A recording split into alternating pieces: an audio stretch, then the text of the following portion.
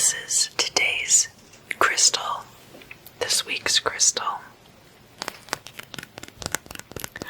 which I have used for crystal scrying during the tarot readings before, and also for light cleansing during the tarot readings, but I haven't used it for crystal scrying yet. I don't remember though.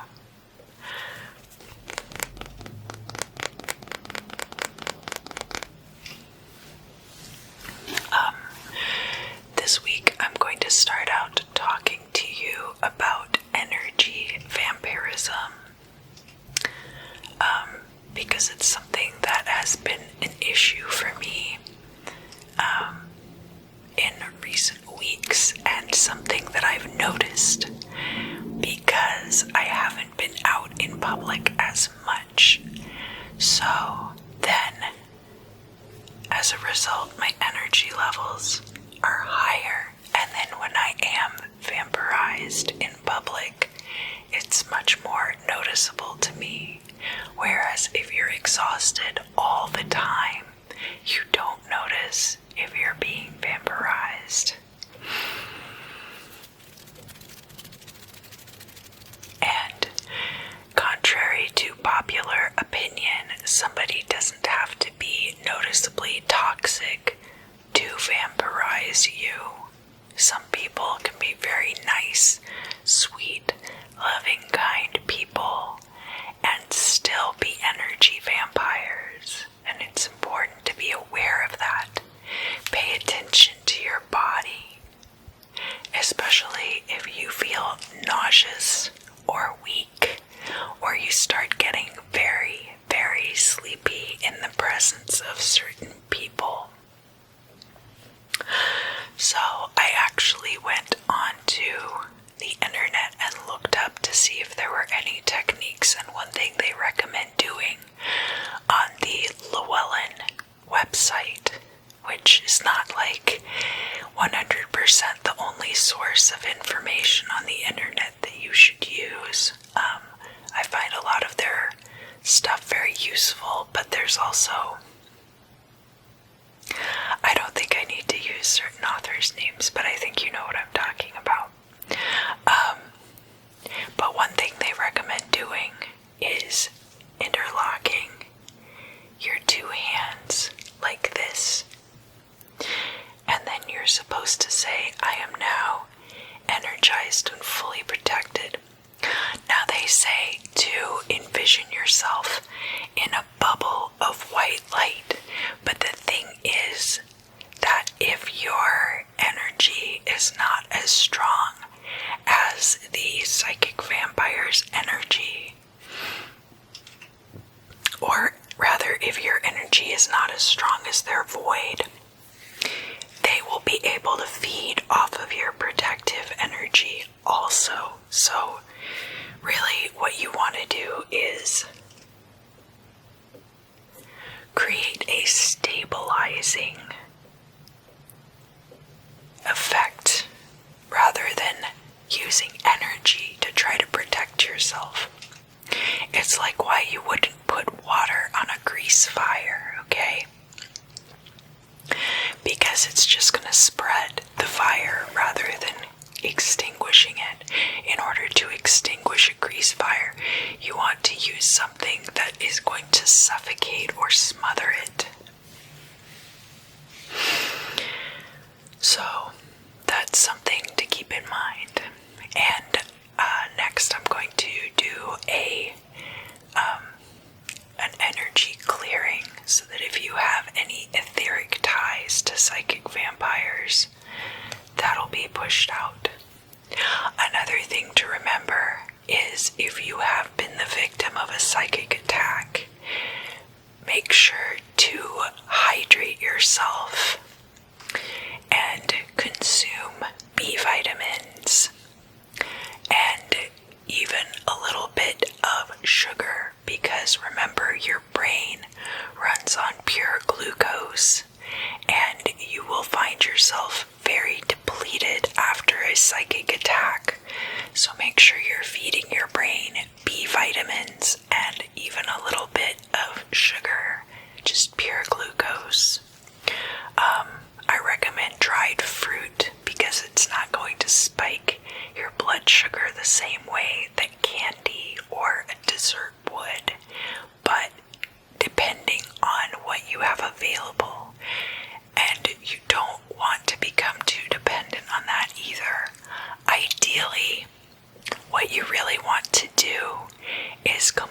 actually remove any kind of energy vampirism from your life. But of course, that's not always possible. So in lieu of that, keep these tips in mind.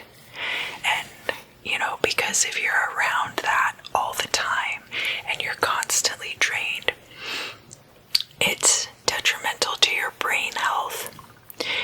It's spiking your cortisol response, which is then going to cause you metabolic problems.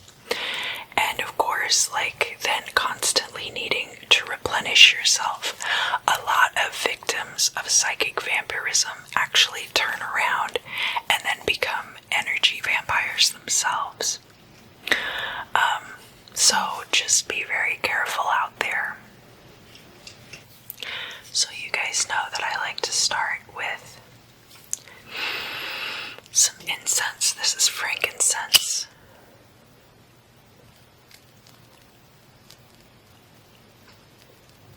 Frankincense is really good and protective.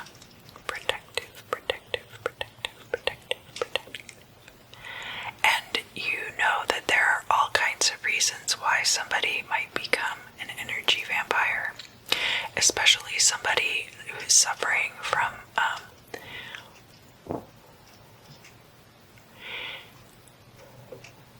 any kind of energy deficiency.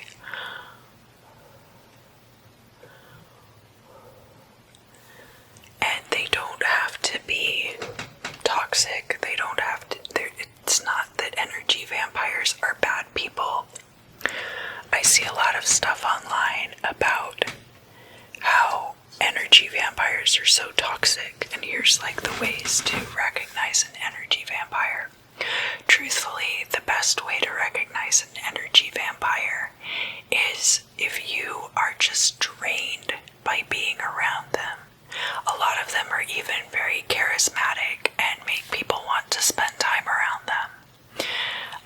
LA's full of energy vampires, honestly, and it's very difficult to kind of steer clear of them. I'm going to try this technique the next time I go to Costco, because I think I've mentioned before, I always get drained at Costco. It doesn't matter which one I go to either. And a lot of corporations. I'm literally wearing LuLaRoe leggings right now, and I think those people and most MLMs are notorious psychic vampires. I didn't buy these from LuLaRoe, I bought them from a thrift store.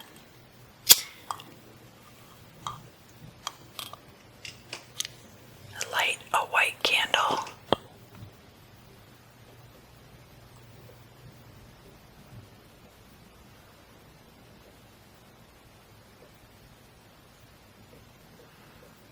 And actually spend this time reflecting on situations in your life that you find draining, that are draining your energy.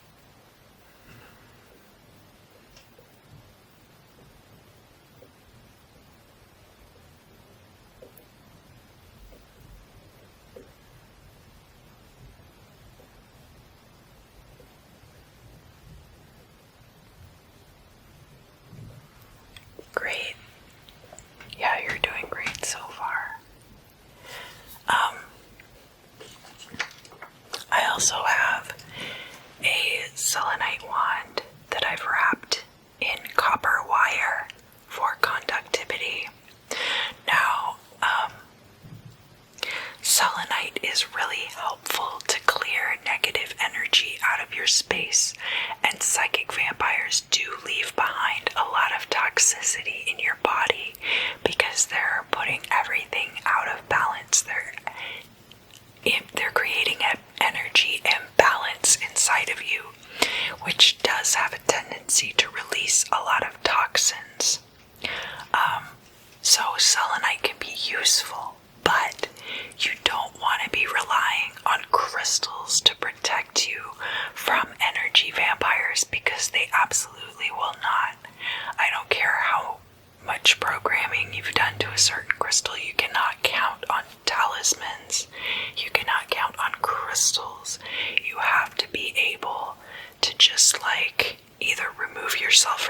situation, or I am going to try this technique, but I haven't used it before.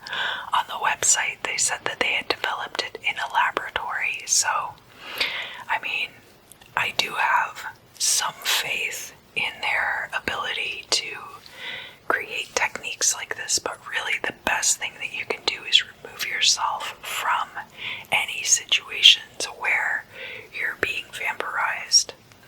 But after, when you're feeling super drained and super toxified, then you can use selenite, crystal, and quartz to pull those toxins out of your body. I'm just gonna pass it over you.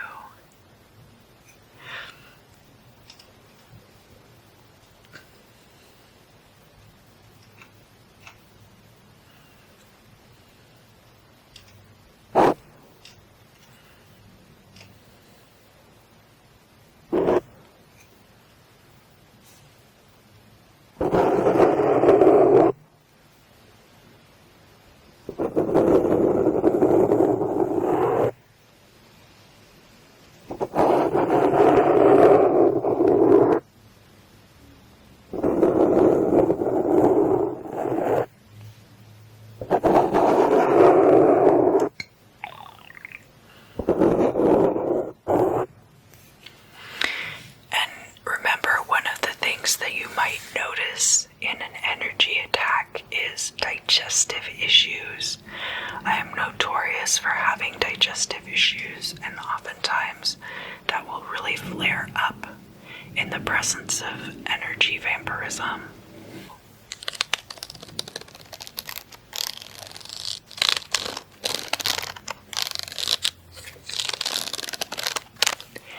Next, we're going to talk about the general ephemera.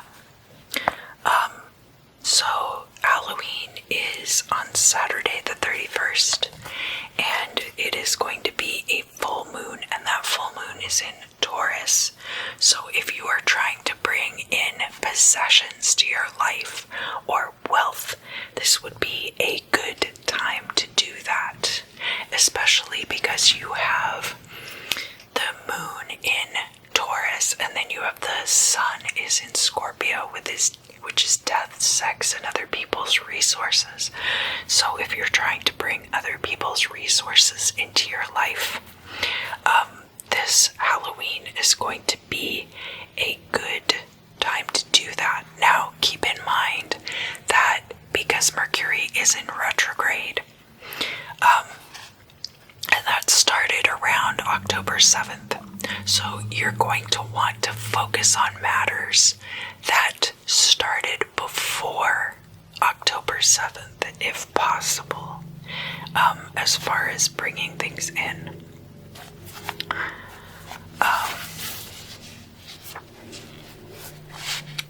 So the moon is going to start out on Wednesday the 28th. It's going to enter Aries at 1:45 in the morning on the west coast and 4:45 on the east coast.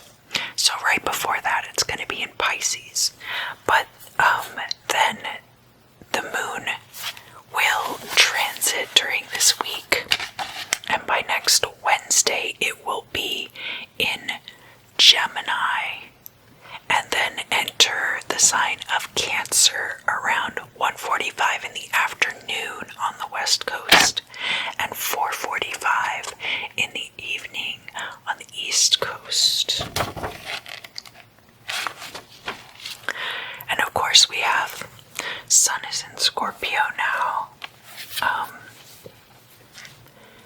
Mercury has entered Libra, so it's gone back into Libra now. Venus is also in Libra, so Venus has gone into Libra from Virgo, where it was. And we still have the same Capricorn planets. We still have Chiron and Mars in Aries. And Uranus in Taurus. Neptune in Pisces.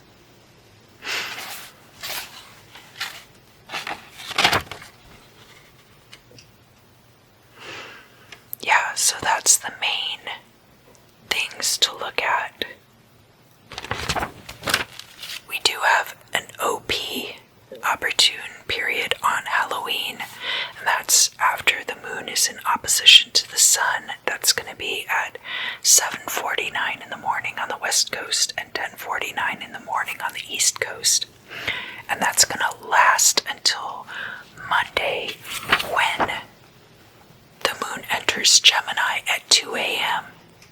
and 5 a.m. respectively.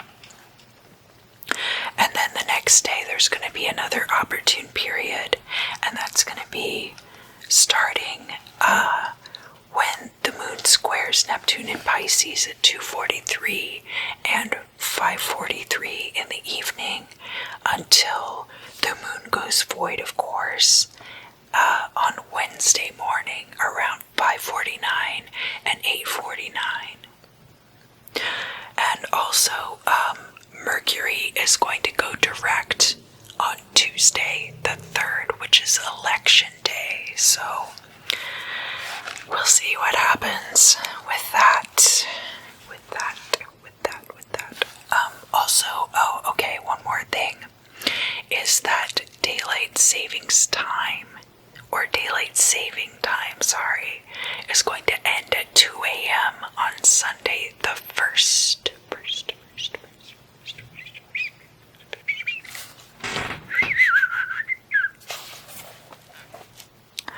So, that is basically all of the general ephemera for this week.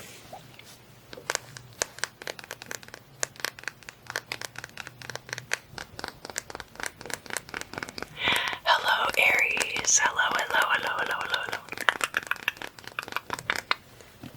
So this is going to be your reading for October 28th through November 4th. That's going to cover a lot of things like Halloween and election day and the end of daylight saving time.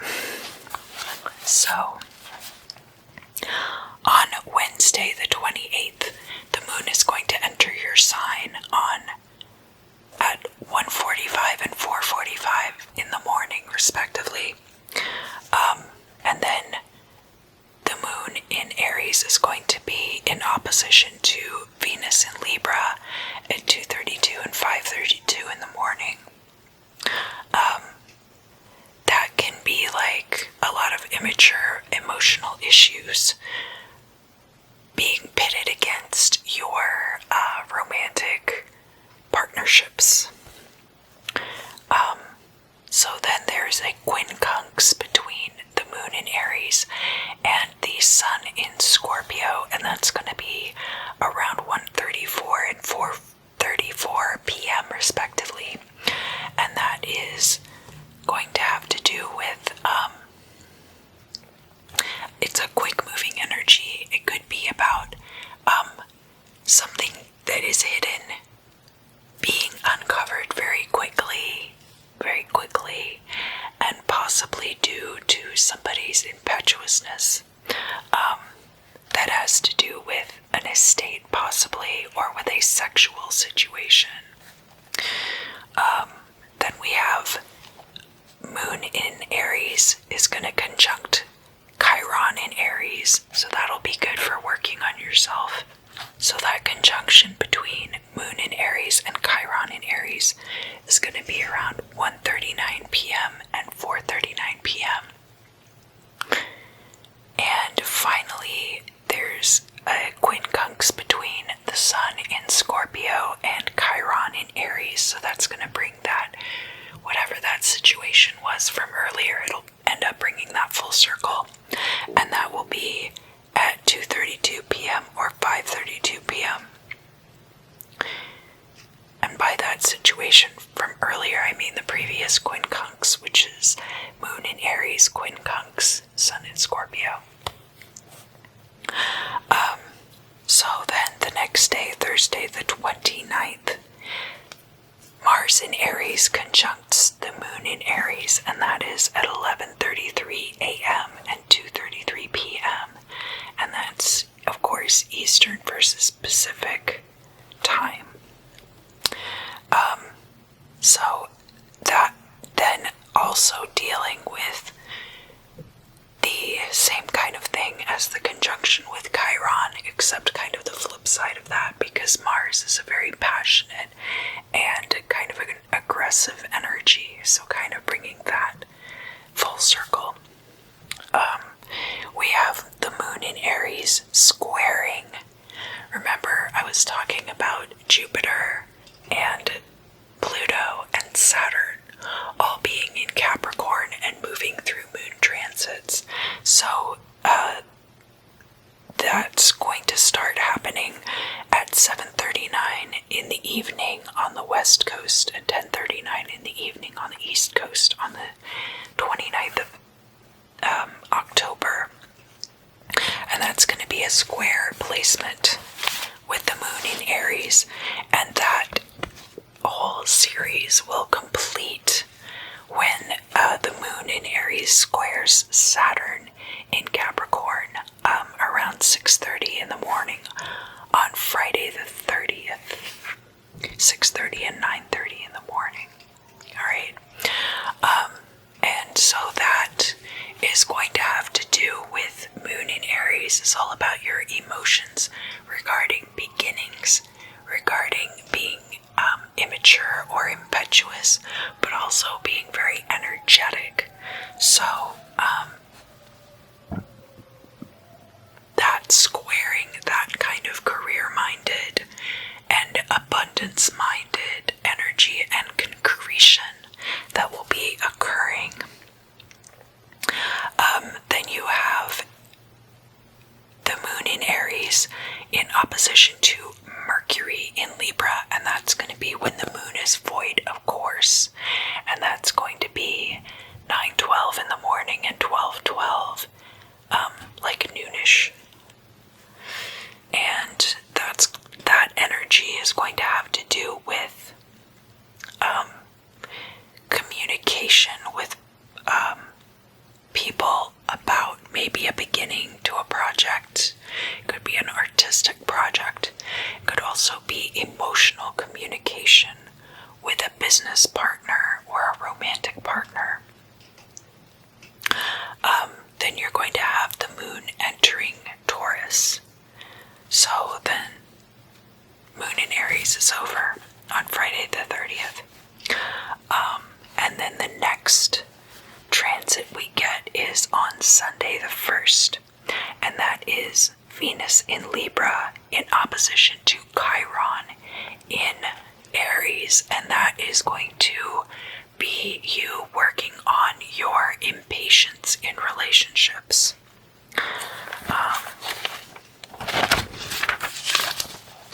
Next we have a sextile, and that's going to be on Monday the 2nd, and that will be between the moon in Gemini and Chiron in Aries, and that's going to happen around 1:30 and 4:30 in the afternoon.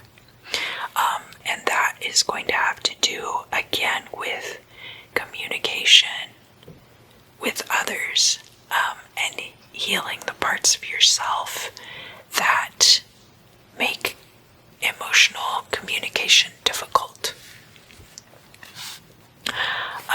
And then Tuesday, when Mercury goes direct, there's going to be a sextile then between the moon in Gemini and Mars in Aries, and that's going to be around 10 in the morning and 1 in the afternoon, depending on what coast you're on. Alright?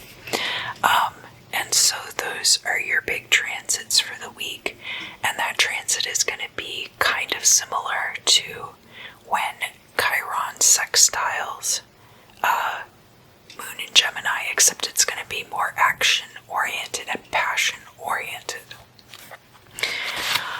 Alright, Aries.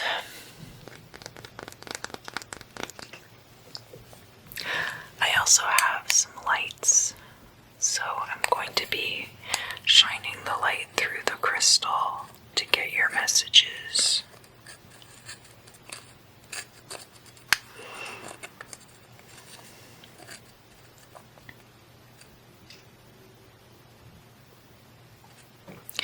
There's a certain rhythm to your daily life right now.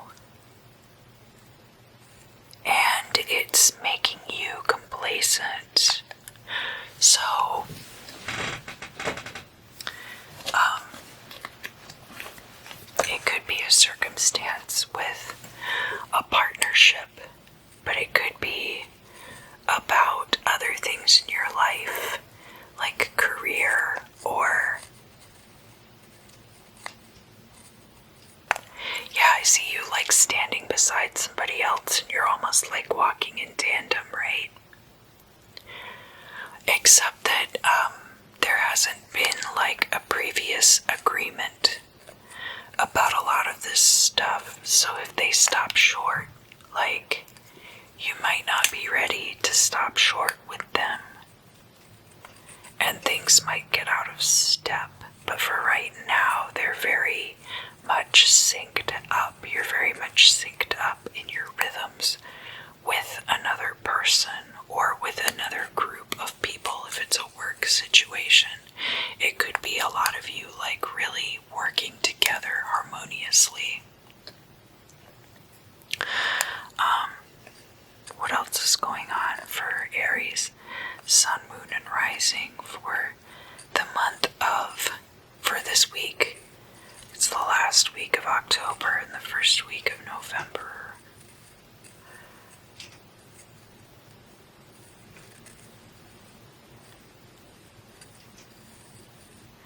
You're getting like your pie recipes together for Thanksgiving, if you're doing Thanksgiving with other people, or even if you just feel like celebrating Thanksgiving and so you're gonna make a pie. And you're starting to think about that now. That's something that you're working on. But there's more to it than just the recipe, and there's like all the logistics around this pie situation that you're really getting, like, you're really nerding out on pie recipes, I think. And it's not just about the togetherness of what Thanksgiving is going to be this year. It's also kind of like become a project for you and perfecting this pie recipe. I think somebody else, I was talking about that last week.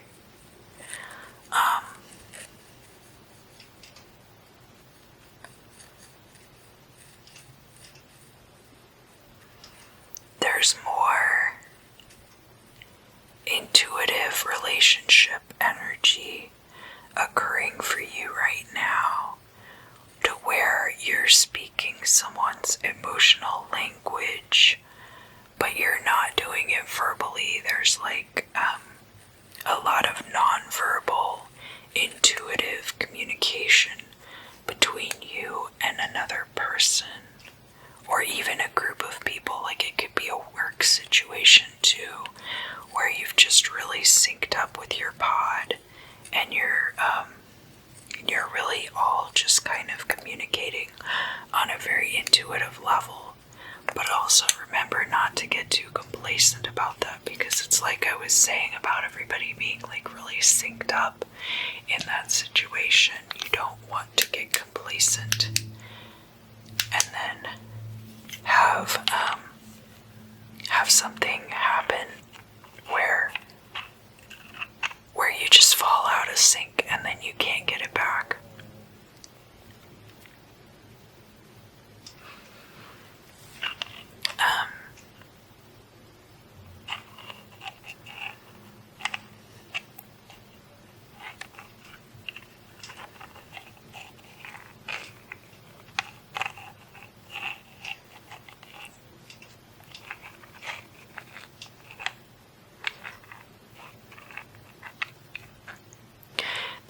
Something about a parent asking you for a favor. So, not like, it doesn't even have to be a big favor, but it could be like, it would mean a lot to me if you would do this thing that you wouldn't do normally, but I've asked you to do it, and so maybe you will. But it's not like sorry. I get really yawning when I do these readings. I get a lot of yawning, trying to get air in.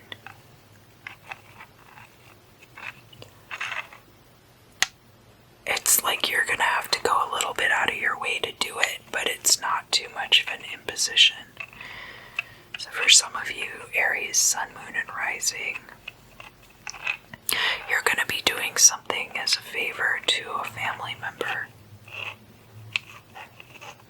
Kind of begrudgingly, I think. And that goes back to like a lot of your placements for this upcoming week.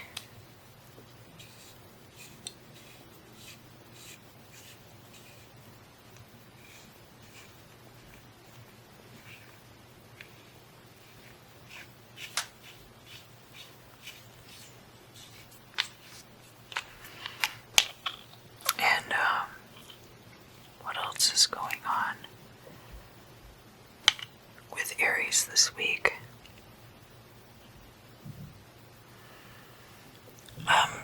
Opportunities for you to put your best foot forward.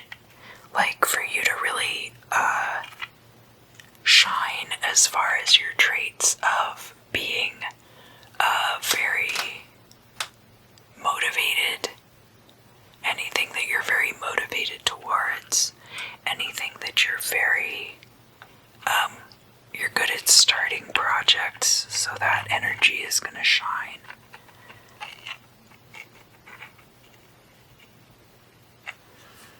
And there's an instance too where, because you're able to pick up the slack in it's either a really close partnership or it's a romantic partnership. Because you're able to pick up the slack there, it makes a huge difference in your relationship with that person. And they're gonna feel like they can really count on you. That'll be good for both of you. Is there anything else I need to tell Aries, Sun, Moon, and Rising about this upcoming week of the 28th through the 4th? Don't forget to vote if you live in the United States. Even if you feel like your vote doesn't matter, I mean, you should just do it anyway. And if you vote early, a lot of times you don't have to just vote in one certain place. I know a lot of areas, there's voter suppression going on.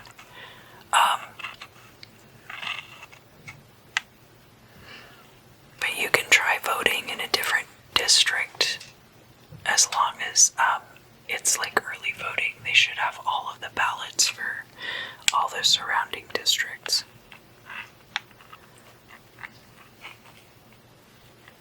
Is there anything else that I need to tell Aries, Sun, Moon, and Rising for this week? I think just that about people counting on you more this week.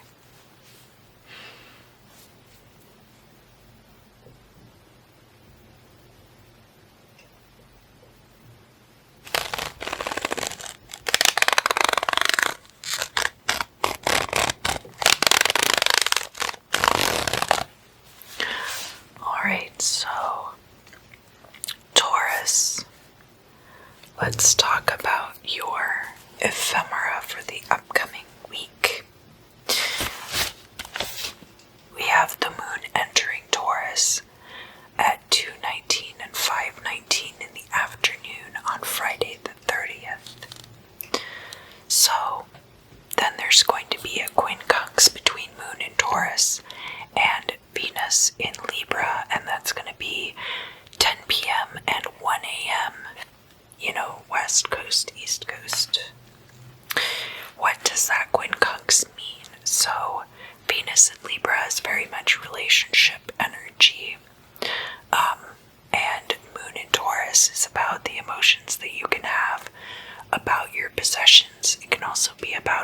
possessions. So it could be receiving a gift from a partner. We also have Moon in Taurus, then in opposition to the Sun in Scorpio on Halloween. So that'll be an exciting placement, and there's an opportune period of the Moon opposing the Sun until the Moon enters Gemini on Monday. So you get all weekend to do workings and have an innovative and constructive period. But remember, Mercury's in retrograde, so try to focus on stuff that you had going on before October 7th, okay? Moon in Taurus is also going to conjunct Uranus in Taurus, and then of course the Sun in Scorpio is going to oppose Uranus in Taurus. And it's very interesting because Taurus is your possessions, and then Scorpio is about other people's possessions. So a lot of that energy floating around. And then of course Moon in Taurus and Uranus in Taurus, this is going to be really good for psychic development and developing your mental awareness and your psychological awareness. So then Moon in Taurus on Sunday the 1st is going to have a sextile with Neptune in Pisces, and that's 2:30 in the morning and 5:30 in the morning. And Neptune in Pisces is a very nebulous, watery energy. So it's going to bring that to your analysis of your possessions, like your emotional analysis of possessions. It'll make you much more flexible. Now, we were talking about the transits of Jupiter, Pluto, and Capricorn, in Saturn in Capricorn in relation to moon placements. So that's going to happen on Sunday the 1st while the moon is in Taurus, and that's going to be a trine to that series of transits. And moon in Taurus, of course, is emotional or hidden things relating to possessions. So when it comes to your career path, which is what I'm kind of calling that transit series, is the career path about expansion, nebulization, and concretion. So that will give you an opportunity to really evaluate like what you want salary-wise, what you are going to expect out of a job. There's also a quincunx between the moon in Taurus and Mercury in Libra, and that's happening around 6:15 and 9:15 in the evening. Alright, so Mercury in Libra is communication in your partnerships, your relationships, and in legal matters. So it could be that there were hidden possessions that now there's a very quick legal decision being made about that on Sunday the 1st. Then Tuesday the 3rd, which is election day, we have a quincunx between Venus in Libra and Uranus in Taurus. So this could have to do with Venus in Libra is definitely about romantic relationships, discussions involving that, and anything surrounding that. And then Uranus in Taurus, with a quincunx there, it could be that you're deciding to open a relationship, or you're talking about other people and their impact on your relationship, and that's going to be around 6:20 and 9:20 in the evening on Tuesday the 3rd. And that is all of your transits for this week.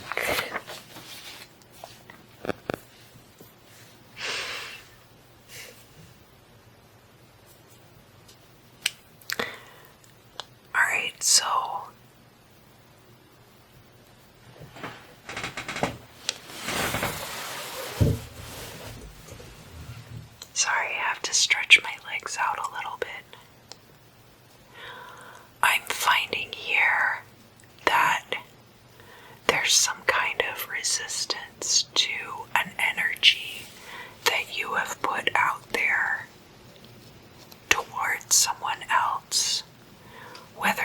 it's a friend, it could be a friend, it could be a partner, it could be in a work situation, that there is this kind of, and it's not necessarily like a hard stop, I think it's just like boundaries.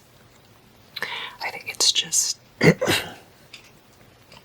if you were testing boundaries with somebody, they have established a limit, basically, is what I'm getting. And in relation to that, I think that you understand. I don't think that you're like, oh, how could this person shut me out like that? I think that you understand the limit. So that's more like a housekeeping detail than anything else, really, for you and that other person. I don't even know if there's going to be an actual conversation about it. I think it's just going to be an understanding between you from now on. That's the case. And it looks like they are giving you, I'm hearing like time off for good behavior. That could mean something like just the two of you having space. Or if it's with a group of people, it could be like you having space away from them. Time off for good behavior. Yeah, like there's a very like respectful boundary being set. And everybody is in understanding about it. There's a mutual understanding and respect, whether everybody's like totally content with it or not. And I feel like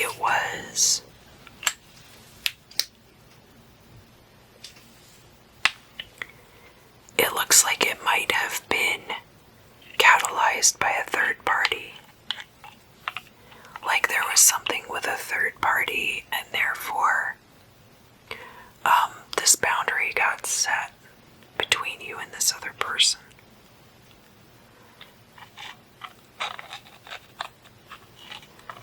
But I think there's going to be more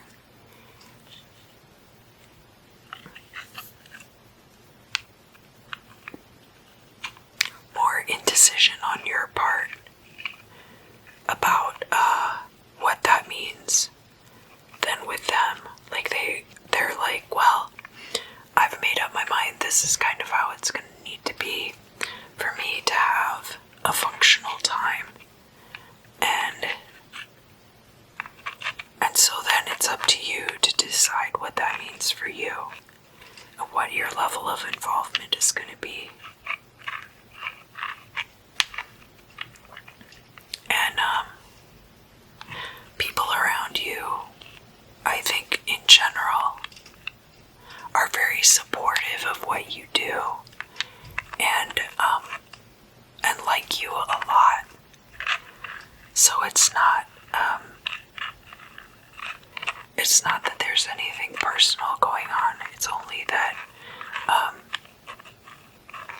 everybody has to have like their needs met in a situation for it to be functional.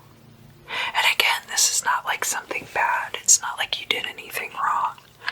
It's just general housekeeping practices. Like the dishes have to get done at some point, and that can be in relationships too, where you have like just general housekeeping and clearing out energies that don't work there. Do you have to move the sofa so that you don't trip over the coffee table? And it's just stuff like that.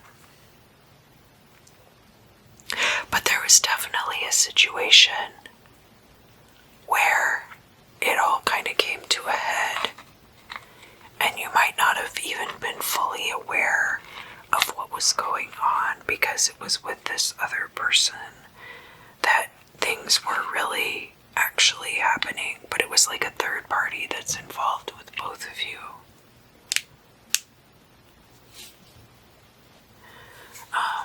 What else do I need to tell Taurus, Sun, Moon, and Rising for the week of the 28th through the 4th?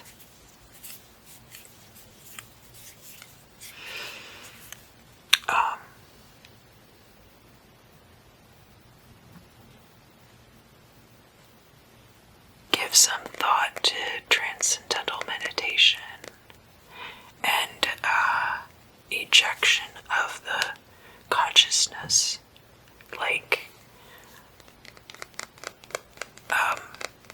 being able to astral project with your consciousness but not leaving your body, having your body kind of come with you in a way.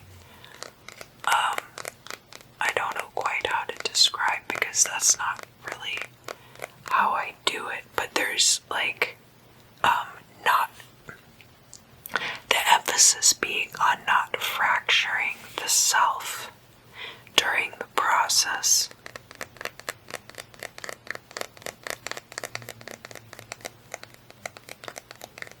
And that self maintaining linearity through time as well, so that it's not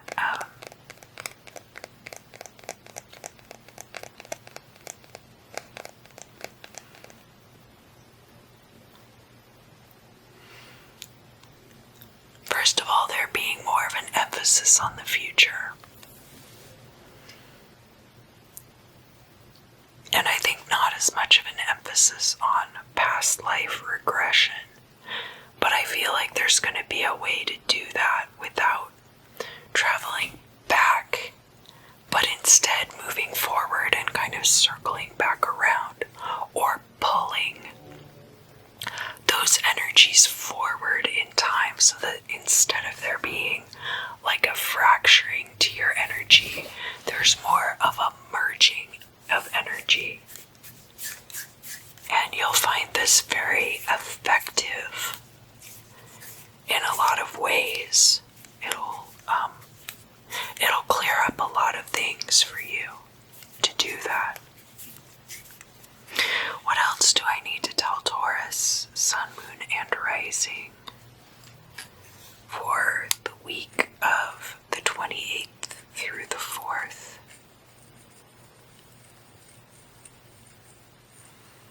Everyone's really rooting for you. Like, I'm really getting the sense that there's a lot of people out there who are just really on your side and really aligned with what you want your higher purpose to be.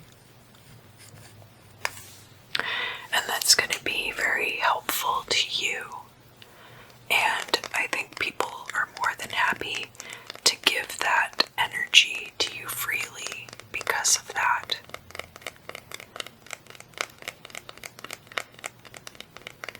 Is there anything else I need to tell Taurus, Sun, Moon, and Rising for this week? No, I don't think so. Make sure you get out and vote if you live in America.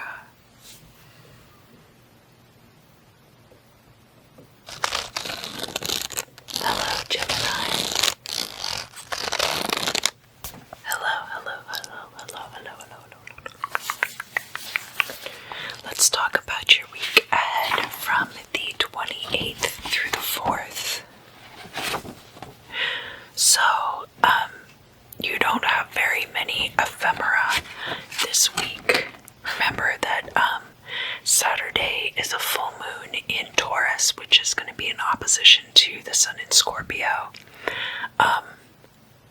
And Sunday is when daylight saving time ends. I think Europe did away with daylight saving time this year. Good for you, or Europe.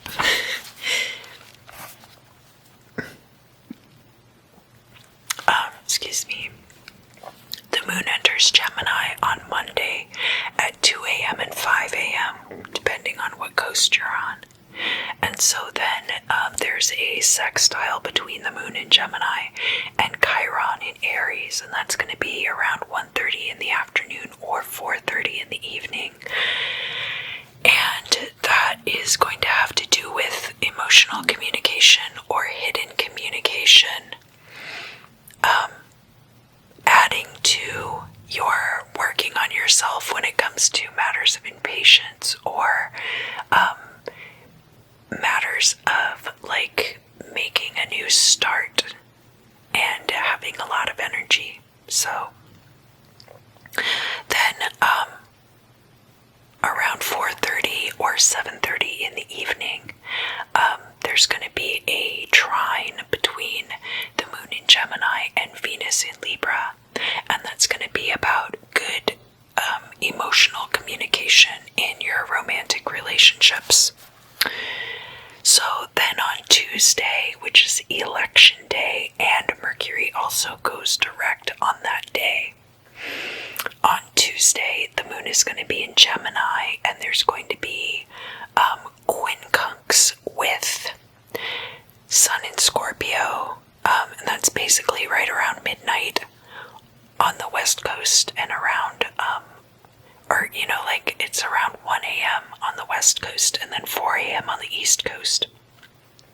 And that moon in Gemini, emotional or hidden communication, quincunx the moon in Scorpio, or the sun in Scorpio, Scorpio being about death, sex, and other people's resources. So it could be about an estate, something settling with an estate. It could be about, because of the time of day, it could be like a text that you receive from somebody that you hook up with also. Then moon in Gemini is going to be sextile Mars in Aries. Mars in Aries is all about action, and it's all about aggressive energy. So there could be emotional or hidden communication that is precipitated by that kind of an energy. That's going to be around 10 in the morning or 1 in the afternoon. There's going to be a square between the moon in Gemini and Neptune in Pisces, and Neptune in Pisces is very fluid and mutable energy. So if there's any kind of communication that needs to be pinned down, it might not be good for that, but it does start an opportune period until the moon is void, of course, on Wednesday. And you will have,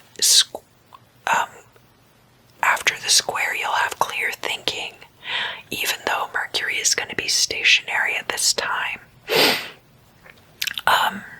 And it'll kind of bring back around anything that was going on before the Mercury retrograde too. So keep that in mind. And then there's also going to be the series of Capricorn placements in relation to the moon transits is going to start as well. So with moon in Gemini being emotional or hidden communication regarding something in the career, and that placement being a quincunx, there could be a very fast moving communication with some kind of work situation that comes in on Tuesday evening or early on Wednesday. And then I think the only other thing here is moon in Gemini is going to trine Mercury in Libra, and that is going to be when the moon goes void, of course. And that's on Wednesday the 4th, so it's around 5:49 or 8:49, depending on what coast you're on of the United States. Or that's just a reference point. I know some of you are living elsewhere in the world. America, fortunately, is not the only country in the world. Okay, so that trine, because it's about emotional communication, and then Mercury in Libra is partnership communication, and because that has just gone direct, that's going to be very good for any kind of communication that you need to make with another person. that you are working closely with or that you're in a relationship with. And that's going to be starting, of course, like around 6 in the morning or around 9 in the morning. So it could be an early morning staff meeting if you are in a work environment, or it could be with a relationship. And that is your ephemera for this week. So, Gemini, sun, moon, and rising. There's a lot of action for Gemini moon this week.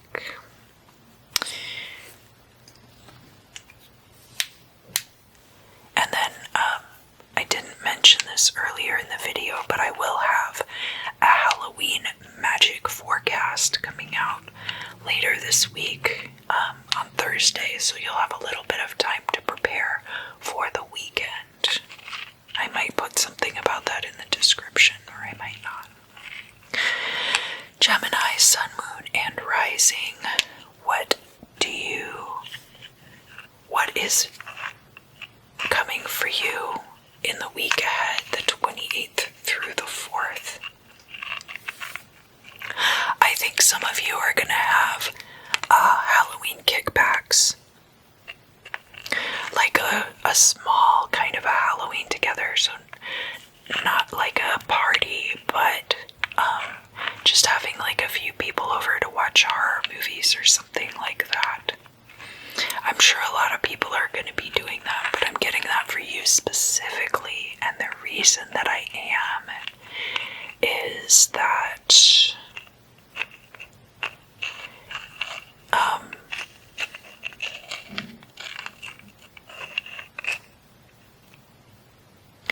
it's going to be a fun time for all of you. Like, you're all going to be really glad that you did it, and it's going to make you feel better about what your new normal is going to be socially.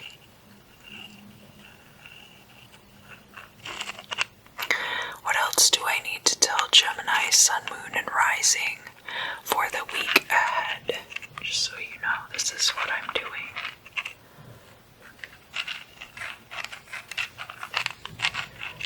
Gemini, I feel like you have been getting into trouble with somebody,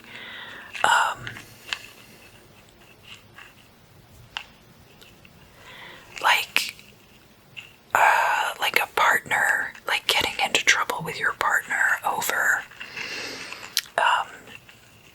like space issues or proximity issues, maybe, where both of you guys have like your areas that are kind of like your space in the apartment,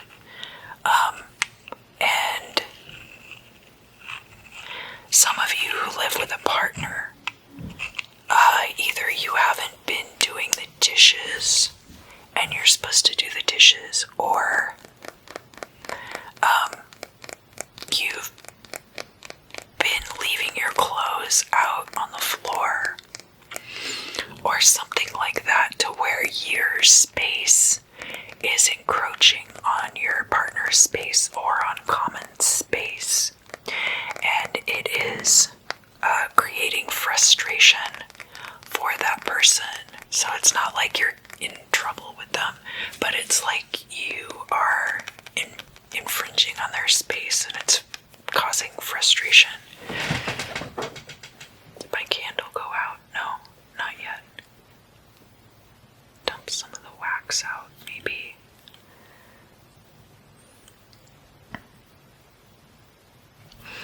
I have to get my candle to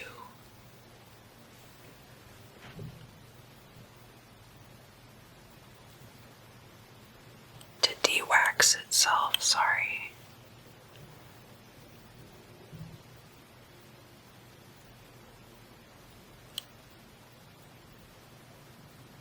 There was somebody, like a visitor, so I feel like Halloween is not the only time you are having visitors. Like, I feel like you have been having a few visitors, which is fine, not like in an unsafe way. Obviously, everybody's doing a lot of talking about like plague pods and stuff like that right now, and making sure that you are being safe about the people that you're being around. I think that a lot of your friend group is doing a really good job, and so that's good. But it seems like there's been one visitor in particular that has really shaken things up in your life. And this could be good. It could be that this person has kind of like gotten you out of your stagnance. But for some of you, this person is maybe bringing in outside influence that is not necessarily healthy or conducive to your better situation. And so for some of you, this is kind of like, while quarantine could have been a really good opportunity for you to purge toxic influences from your life, some of you are going to be having a difficult time doing that because of this particular influence. Sorry, I just spilled wax. But that's okay. This is my side of the bed. I'm trying to get my candle, but I don't think that I'm gonna have an easy time burning white candles today.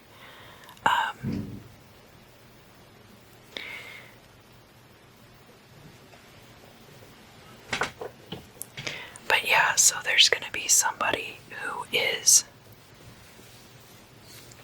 creating a difficult time for you. And I feel like it has to do with either trying to purge some kind of influence from your life while you have the opportunity to do that. And this might go back to the partner situation too, so all of this stuff might be connected, where this person is bringing a certain kind of untidy energy into your life, and you are not doing anything to push that out, but you definitely can. And I think like it's possible that if this is a case where you're living with a partner and you're not pushing this energy out, and it's creating like an energetically untidy environment in your living space, that the other people who share that living space might be taking exception to that. And now, honestly, like, it could be vice versa too. It could be that your partner or a roommate has brought somebody into your space who's energetically untidy. I'm not gonna call them like energetically unclean, because I don't think that's quite it. It's just energetically untidy to where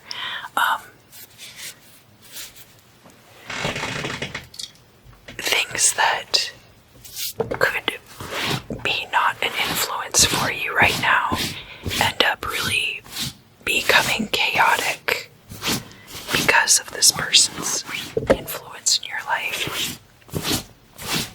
Just like this candle has gotten energetically untidy all over my sheets, and so I'm trying to subtly scrape off the wax.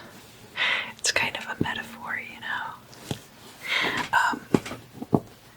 I have to burn white candles today though, so I need to like figure out, but that should be okay.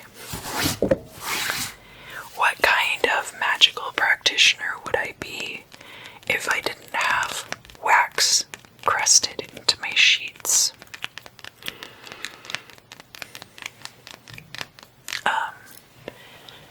Is there anything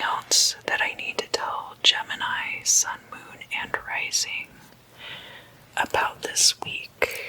This week, which is the 28th through the 4th. No, I think that's it.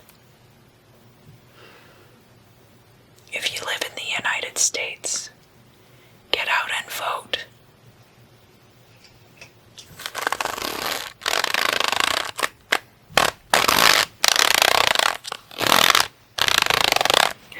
Hello, Cancer, and welcome to your week ahead for Wednesday, October 28th through Wednesday, November 4th of 2020.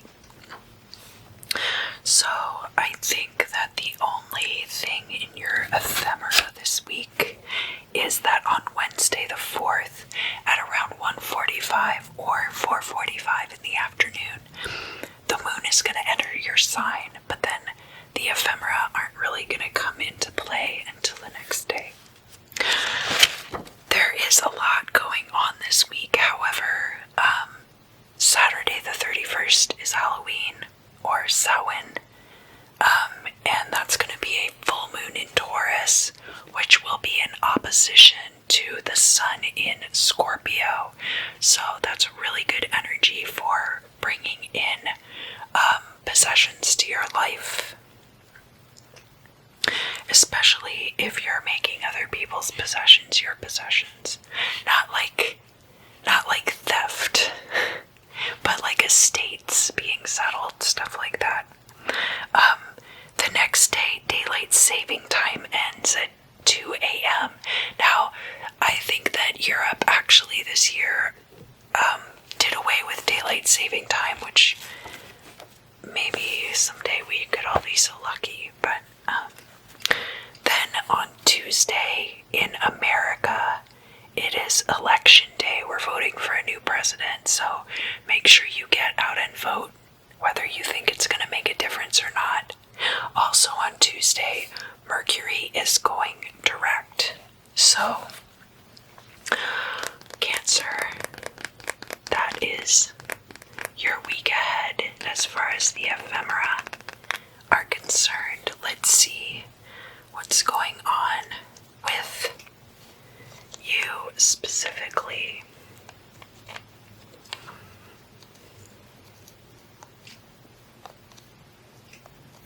Acquisition. I see something about acquisition here, and it could be like you're gathering resources to work on a project, or that you have been acquiring resources and you're almost to the next phase of the project where you're going to be actually executing these things. So there's going to be some kind of shift, it looks like, from this acquisition phase into the production phase. And it's going to be a highly profitable thing for you to do that.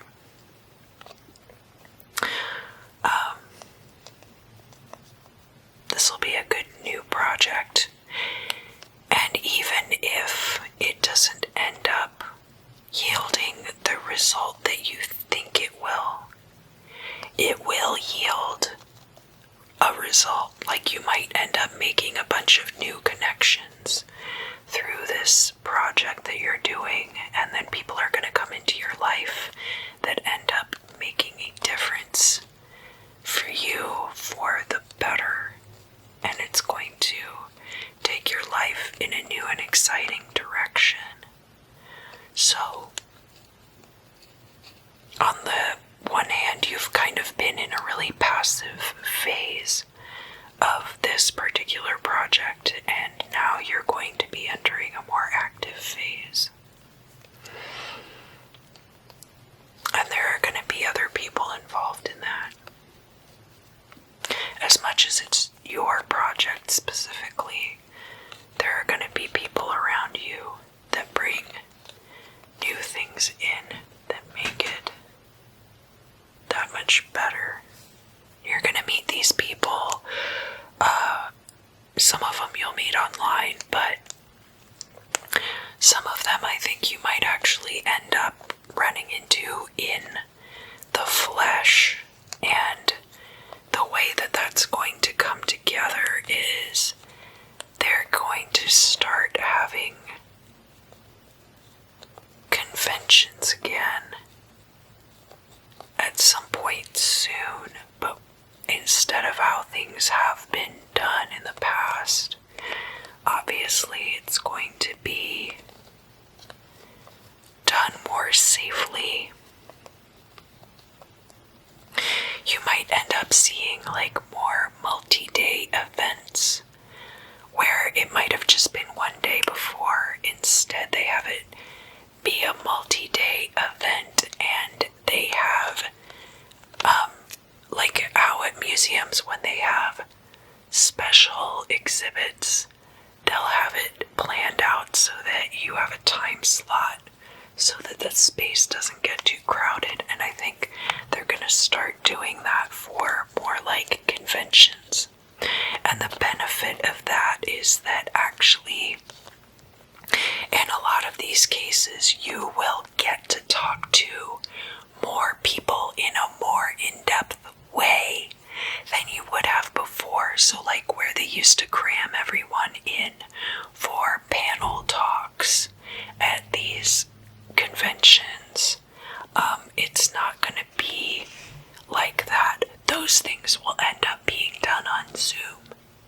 Those things will be taken online, and the face-to-face interactions will be more structured. So it won't just be like a mass of people around a table. They're going to have to queue everyone off for one. They're going to be taking temperatures and screening, and there might even be instances where everyone has to get like a test before they come, and have like the test results from like a 3-day prior period or something like that, in order to keep everyone safe.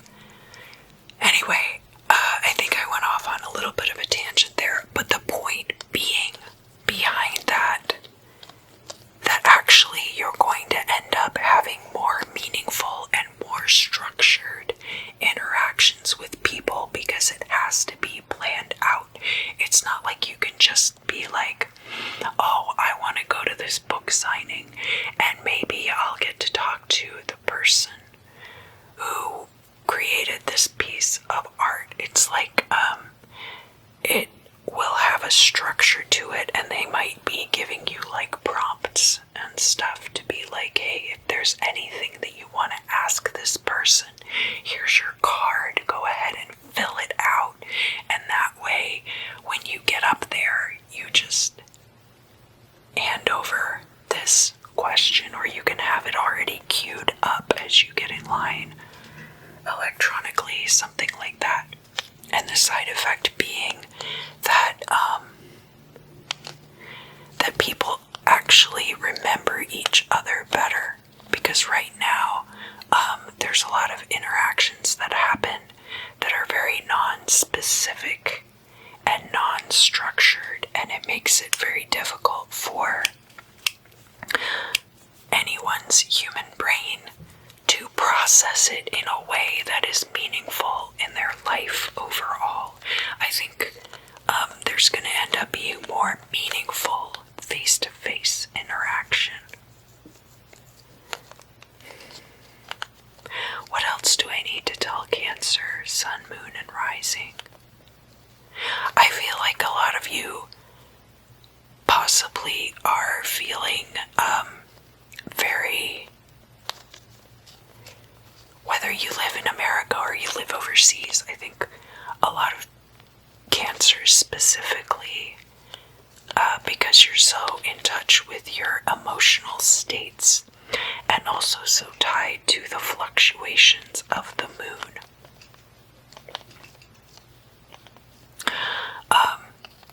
A lot of Cancers are maybe feeling disillusioned about the electoral process in the United States, but I just want to reiterate to a lot of you that it's important to get out and vote. are some areas where people are being disenfranchised, and there's a lot of voter suppression going on. And I just want to remind you that that is illegal. That is highly illegal, and there are ways to get around it. Certain polling areas near you might be very crowded, and there are other ways to go about it. Obviously, we can't do voting online yet because we may as well just tell Vladimir Putin to pick our president if we put voting online right now. But there is voting by mail in California. Literally in California, there's no excuse for you not to vote because you can literally sign up right there. But a lot of other places, I know that they make it really difficult, and you have to have your current physical address where you live on your driver's license or ID when you show up at the polling place, and you have to show up with ID and all these other things.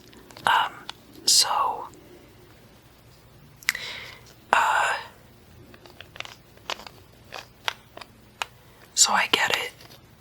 And I mean, it is very discouraging that things are like that. But please do everything in your power to still get out and vote. And I only say that because, I'm telling everyone to vote, but I'm focusing on it in this video because I feel like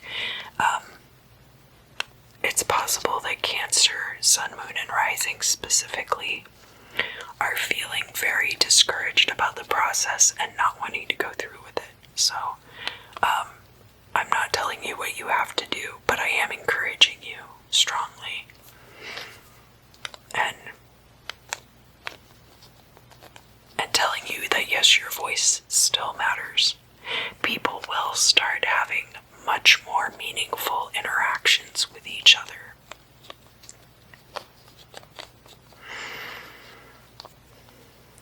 What else do I need to tell Sun, Moon, and Rising Cancer for this week, the 28th through the 4th? Some of you might have an ailing family member, and this isn't going to be for everybody, but I think some of you might have a family member who has a prolonged illness, and then by Christmas they end up getting better.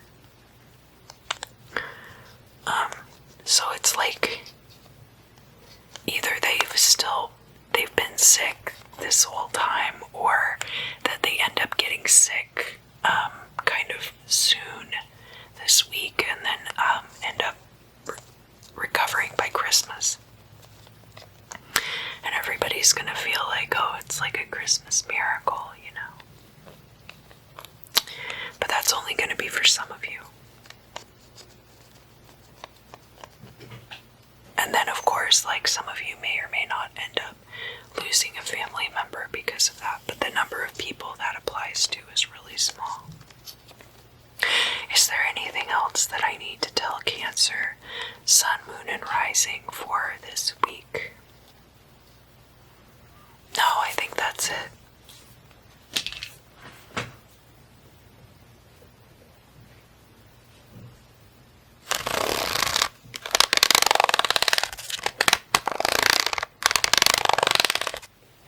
Hello, Leo, Sun, Moon, and Rising.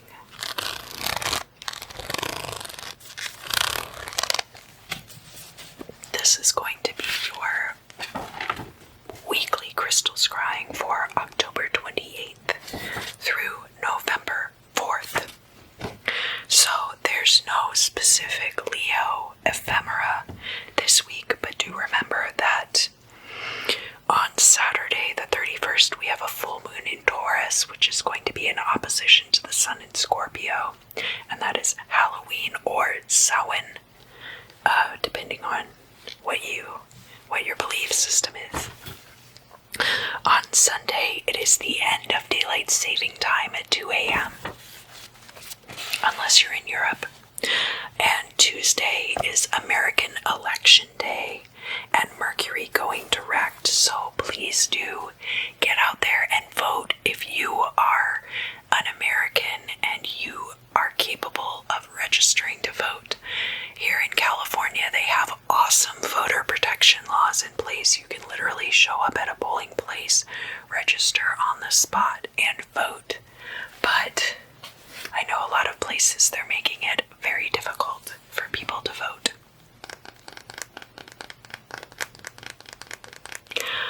Alright, Leo, let's look at your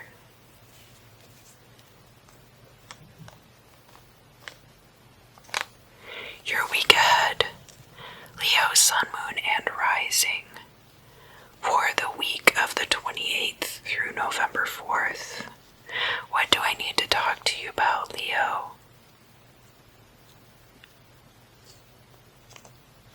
You're going to be curbing your spending habits. So if you've been spending a lot of money, I know Christmas shopping season is coming up, but I think a lot of you are going to be kind of pulling back in that area and not spending as much money. Someone else is going to be spending money for you. So that could be you helping out a partner, or that could be that someone else is spending money on you so that you don't have to spend money. Could be either of those scenarios.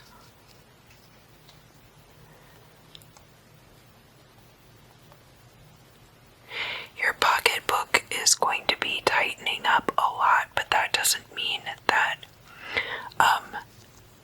money is going to be closing off. I think for a lot of you, actually, a new source of income might be coming in. Let's see.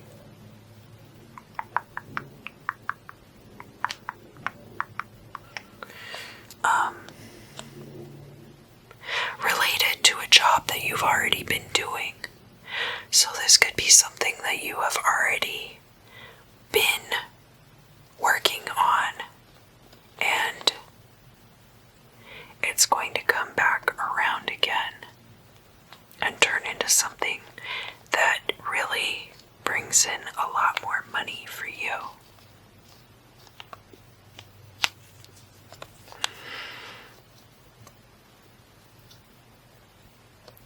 I'm hearing like a boon or a godsend. Like it's literally going to seem like a divine power brought this into your life. Whether it's because you really need it at that time or because it's a really good opportunity.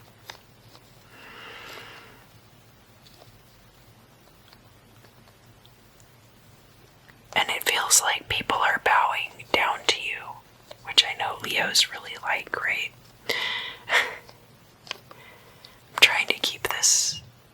I'm trying to keep my discernment in place as I do this reading, but there's going to be an instance where people are really respect your craft and really respect the energy that you bring to something, and it's going to end up paying off for you in a financial way, and you'll be able to put that toward like you're saving. I think a lot of you are going to be saving during this time.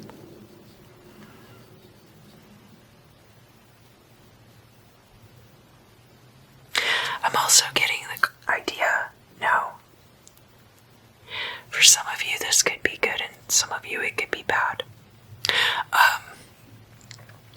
There's going to be an instance that's kind of like Where's Waldo? Where you've been looking at the picture of something, or you've been looking at a situation for a long time, and all of a sudden you see he's been right here the whole time. And that, like I said, for some of you this could be good, like you finally have this person coming back into your life and you realize that they never really left. But for some of you this is going to be that you have been trying to get away from someone, and you realize like how how close they've been this whole time. So that's going to be, like I said, it could be different for all of you. It could be good or it could be bad. I think it's important to remember that if this is somebody that you've been trying to keep out of your life, we have been talking a lot about emotional and energetic barriers in the first part of this video because of energy vampirism, and it's important to remember how to keep all of those healthy boundaries in place so that that person cannot access you regardless of your energy or whatever. And I know that it can feel really hopeless to have a stalker situation or to have somebody following you around. And it can be really frustrating because legally, I think that the police are very hesitant to do anything about a stalker situation until that person crosses the line and there's actually like assault going on or something like that, which is really a shame because there should be resources that people can count on in circumstances like that that don't involve the police. I think a lot of these matters are not police matters. And there are things that you can do, even though it seems very hopeless. Make sure that you have, because these people around you are very supportive, I feel like if you need to, there are people that you can stay with who can help to keep you safe. And sometimes if you have a place where you're staying with other people and you're not as, the thing is, like, the best thing that you can do, and I'm not trying to be a victim blamer when I say this, because really nobody deserves that kind of treatment, right? But the best thing that you can do is make a poor target of yourself so that you're structuring your life in such a way that either you're around people all the time, so there's always another person there, or you're making it so that you're not desirable as a target to this person anymore. And that's going to be different for all of you, but I think a lot of you during this time are going to figure out ways to make yourself less desirable to people who are targeting you for whatever reason. And you don't have to make yourself like unattractive to do that. There are a lot of things you can do. What else do I need to tell Leo, Sun, Moon, and Rising for this week ahead?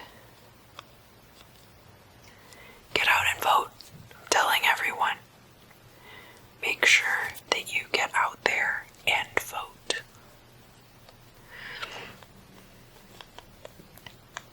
And have a safe Halloween.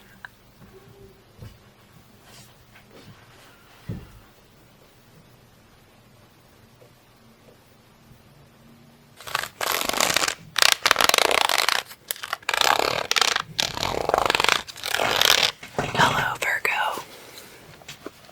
So, there isn't any specific ephemera for you for this week from the 28th to the 4th. But it is important to note that Halloween is on Saturday the 31st, and we do have a full moon in Taurus on Halloween, which is going to be in opposition to the sun in Scorpio, okay? So that is kind of exciting, right? And then the next day, daylight saving time will end I heard that Europe is doing away with daylight saving time, so good for you.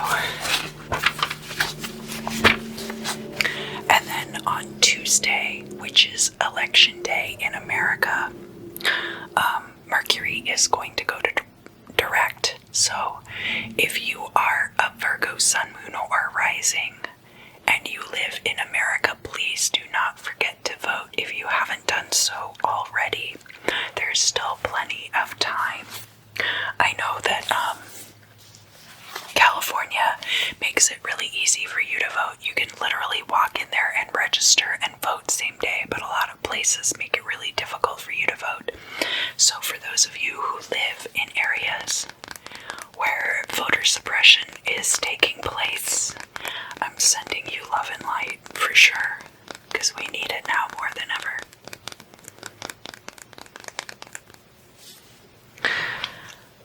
Alright. So,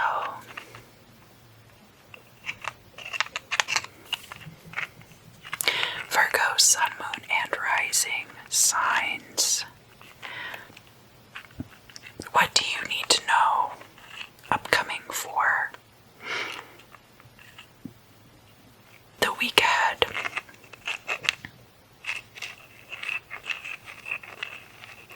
There's something about public transportation. I feel like there are Virgos out there who have been taking public transportation, or like there's something that you're doing every day where you are required to be around groups of people. And I feel like this is wearing on you psychologically, and it's leaking into your health and the rest of your life. And this might be something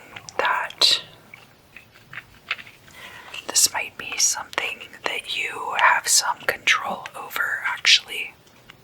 So that there are things about it that obviously you can't change, but that there are things about it to where you can mitigate your exposure to other people in some way.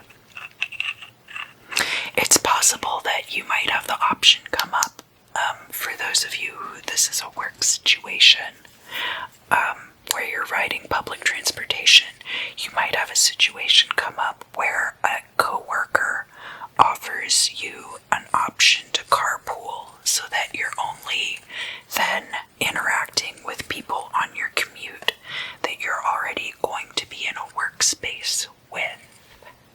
So that might be an option that ends up coming up for some of you Virgos.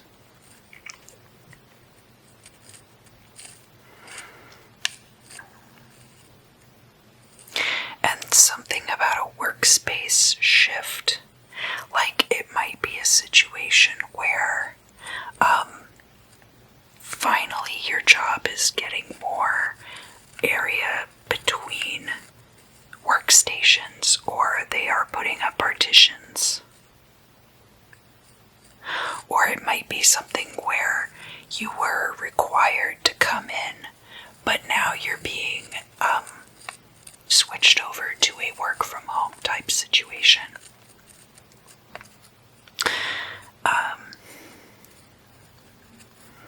And that you're, I think the bottom line for Virgo, sun, moon, and rising is that you're mitigating.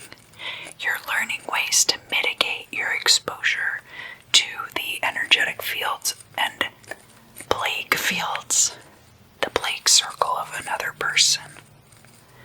You know, because a lot of things are reopening, and we're kind of gradually figuring out what the new normal is going to look like. Because of course, when you're talking about pandemics, we actually got off pretty easy with the disease that is behind this global pandemic. It's definitely no bubonic plague. The thing that makes it so devastating is not that every single person who gets it develops a severe and fatal reaction to it. It's still very serious and it's still very important to not take it lightly, but it's a good way to ease ourselves into the fact that this is just the tip of the iceberg as far as diseases are concerned, and that public hygiene is so important. So important. And often neglected, especially here in Los Angeles. I've noticed that a lot of public hygiene is neglected. And it's kind of been through necessity, like somebody has to pay Ecolab or one of those other services to have people come out and actually clean public spaces. And if you're not doing that, then nobody's going to be cleaning it. And people use that space, and just through merit of usage, it's going to get contaminated.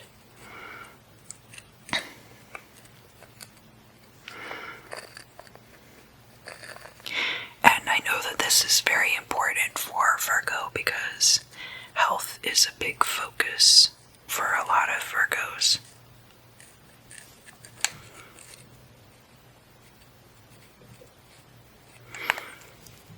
What else do I need to tell Virgo, Sun, Moon, and Rising for the week ahead?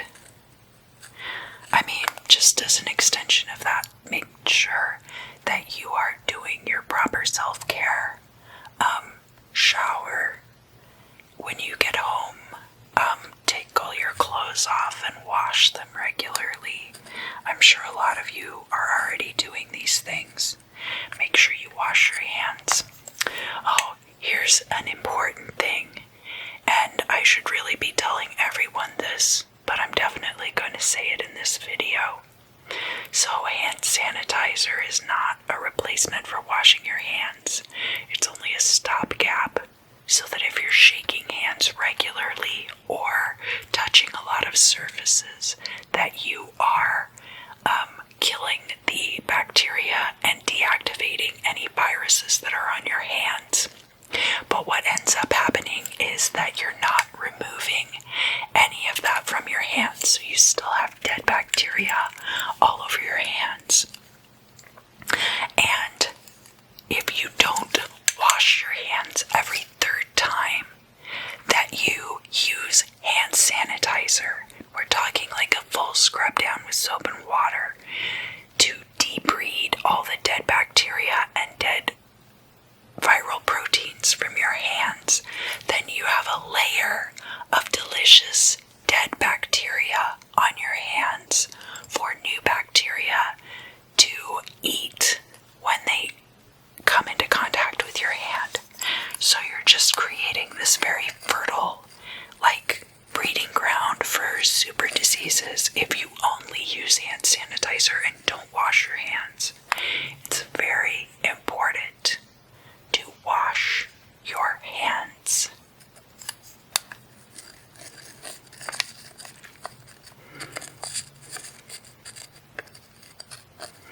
Is there anything else that I need to tell Virgo, Sun, Moon, and Rising for this week ahead? That's it for you this week.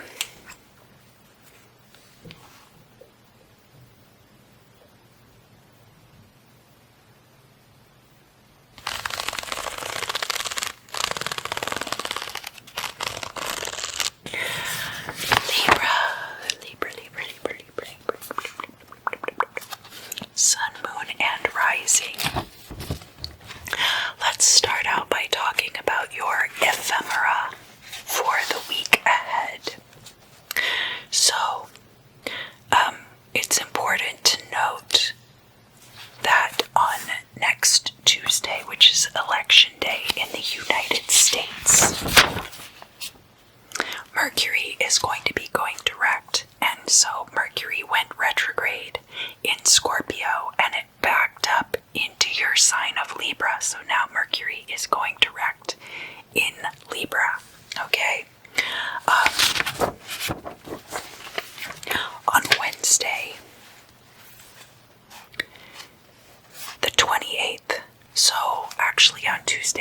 27th, Mercury and Venus both enter Libra. So on Wednesday the 28th, you have a quincunx between the moon in Pisces and Mercury in Libra, and that's going to occur very early in the morning, either at 1:08 or 4:08, depending on which coast you're on in the United States. And if you're not in the US, that's just a reference point time-wise. You can figure out what time it will be local for you. So this placement, the moon in Pisces, is about emotional or hidden things having to do with endings or having to do with kind of a mutable water energy and things being kind of moving around. And Mercury in Libra is about communication in partnerships or in legal matters. So there could have been like something hidden in an emotional relationship or a legal matter, either like a romantic relationship, a legal matter, or a business matter that's going to be coming to light. Quincunx is a very fast energy. So it could be coming to light early on that Wednesday morning, and then something happens because of that. Later in the morning, then, too, you have moon in Aries, which is going to be an emotional or hidden energy having to do with beginnings, having to do with aggressive, proactive energy. And that is going to be in opposition to Venus in Libra. So again, that could be fallout from that earlier situation in the morning, and that's going to be around 2:32 or 5:32 in the morning. Then again on Friday, you have an opposition between the moon in Aries and Mercury in Libra. So this could be communication about a new beginning having to do with business or something coming to light about a new beginning, and there's going to be a communication about it, and that's an oppositional energy. And it's also when the moon is void of course, and that's going to be 9:12 or 9:12 in the morning, or it could be around noon.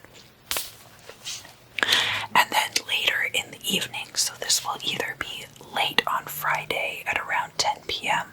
or early on Saturday at around 1 a.m. You're going to have a quincunx between the moon now being in Taurus and Venus in Libra. So this is very good energy because Venus governs Libra, but it also governs Taurus. And you've got this moon in Taurus is about emotional or hidden things having to do with possessions. So this could be something coming in very quickly having to do with a relationship where maybe somebody gets you a present or something like that, or there's an emotional gift or an emotional possession that there's communication about in a relationship.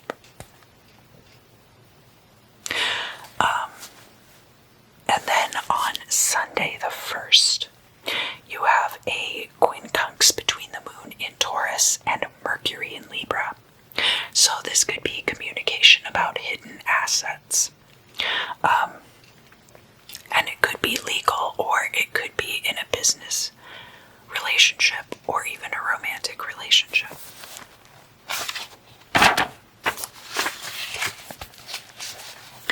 Monday the 2nd, you have the moon in Gemini now, forming a trine with Venus in Libra. So Venus and Mercury in Libra are kind of moving along with the moon in these kind of transit formations.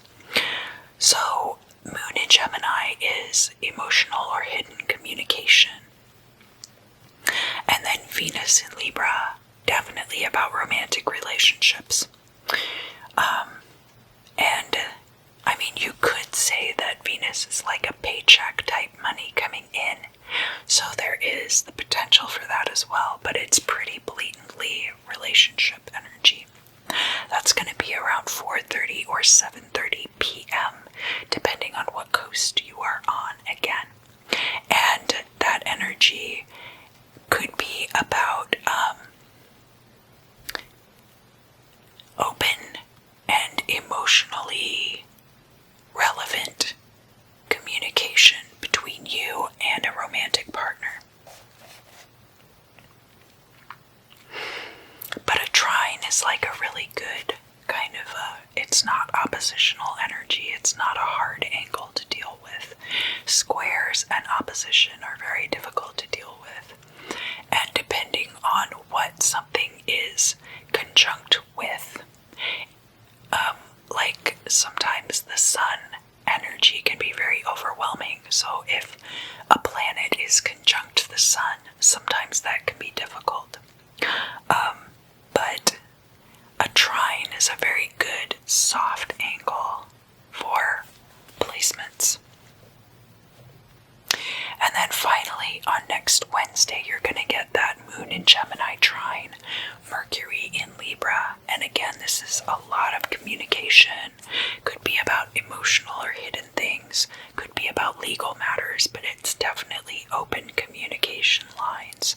And that's going to start at around 5:49 in the morning or 8:49 in the morning. And it'll be when the moon is void, of course.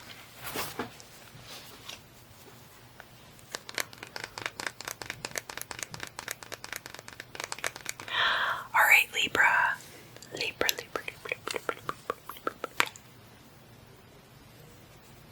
So,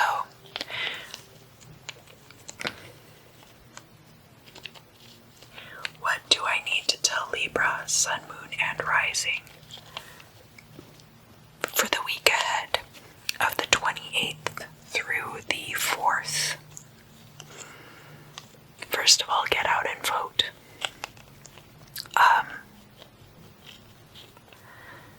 But I think a lot of you were going to do that anyway. I know some places they're making it really difficult to vote, and do know that voter suppression is a crime. So take notes, take video, report people if you need to. What else do I need to tell? What is Libra looking forward to this week? Libra, Sun, Moon, and Rising. I mean, there's going to be Halloween kickbacks, Halloween get-togethers that are going to be kind of on a smaller scale. Definitely if you show up somewhere and there's a lot of people there and they're not keeping safe distance between them, look out for your safety. Be safe on Halloween. Especially, I know that a lot of the culture around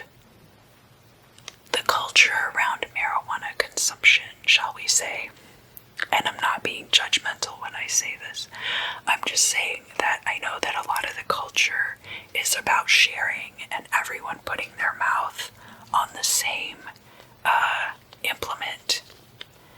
And I feel like that might be coming up for some of you guys.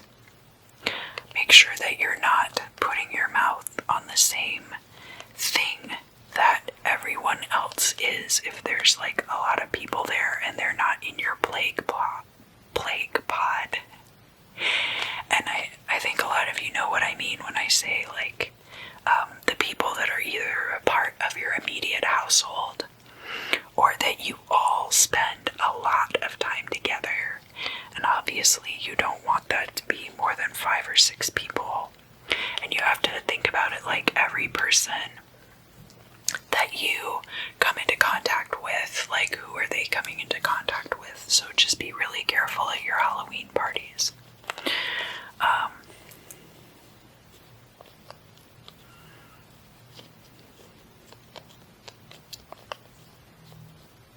There's somebody coming through for one of you.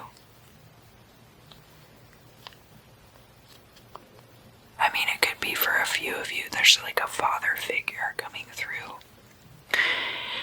And for some of you, this person has passed, and for some of you, this person is still here in the corporeal realm. But you don't spend as much time with them as you did when you were growing up. And of course, this is going to be for like Libras who have moved out and are living on their own. Although, okay. Yeah, some of you, this person has passed, but some of you, the person is still there. I think the main thing is just that this person's like a father figure to you, or your dad, your biological dad.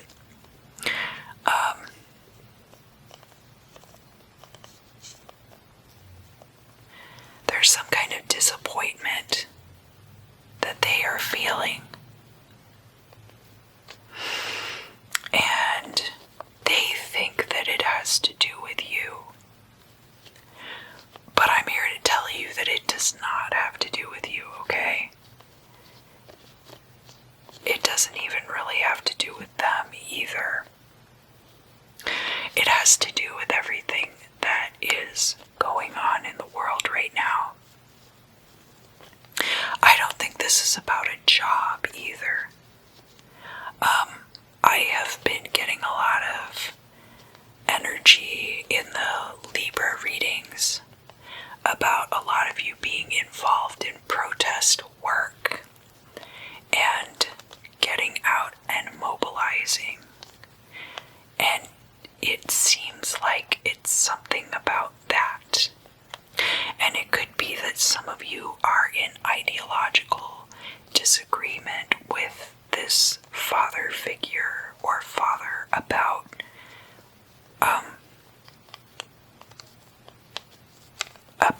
your ideological battles that you've been fighting in the streets. And it's not coming up as much for like maternal energy. But it also could be that that this person feels disappointed in you, not because they disagree with your stance, but because they disagree with the way in which you and your allies have been combating injustice. And they're kind of like, well, back in my day, we did X, Y, and Z, and that's how we got action. That's how we got what we needed from the enemy, from the man. And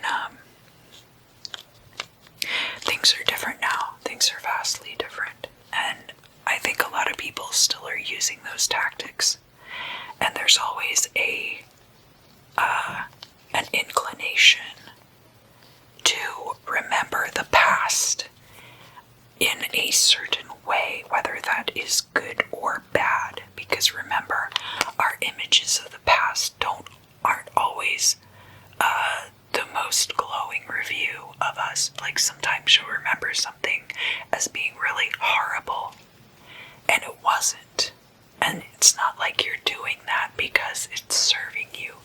You're doing that because your brain is just making shit up. Pardon my words. But, for whatever reason, that has imprinted in your psyche. And so, whatever imprinted in their psyche back in the 70s, and I think some of these people were actually protesting in the 80s.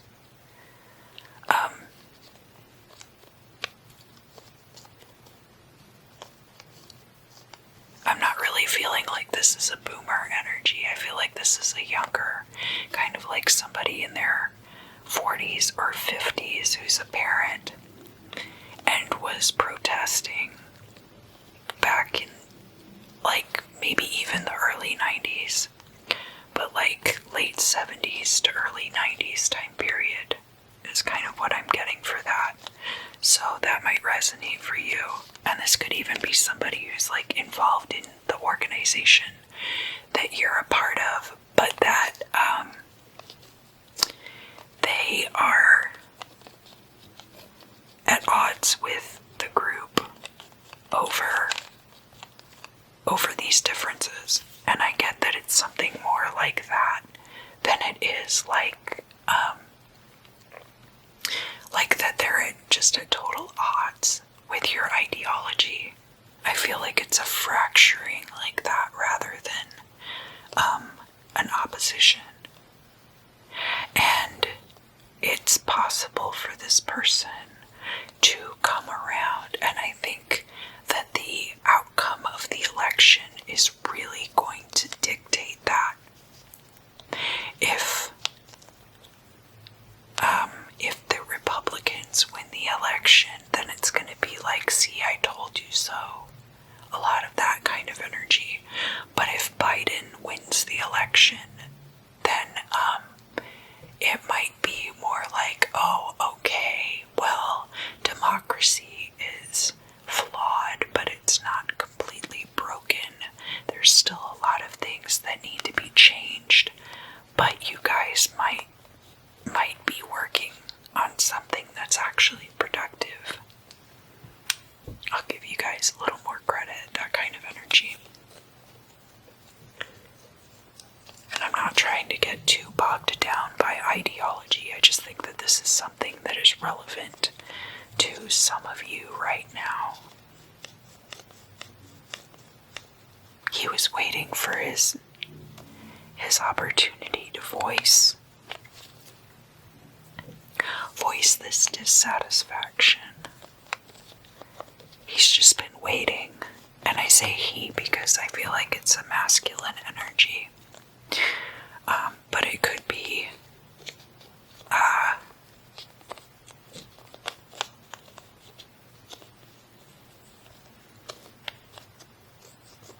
I feel like it's a he-him energy, but I mean, let's be inclusive here and honest with each other. It could also be somebody who's like a really masculine person. Doesn't have to be strictly a man.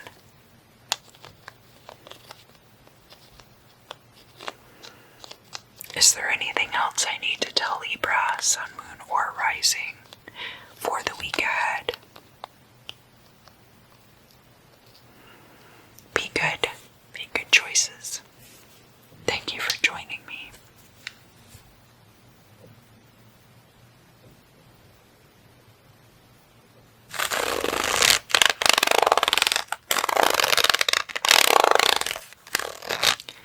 Hello, Scorpio, Sun, Moon, and Rising.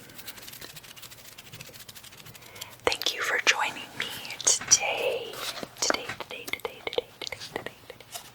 Let's talk about your week ahead, October 28th through November the 4th. Now, the sun is in your sign. Mercury was in your sign, but now it's backed up into Libra.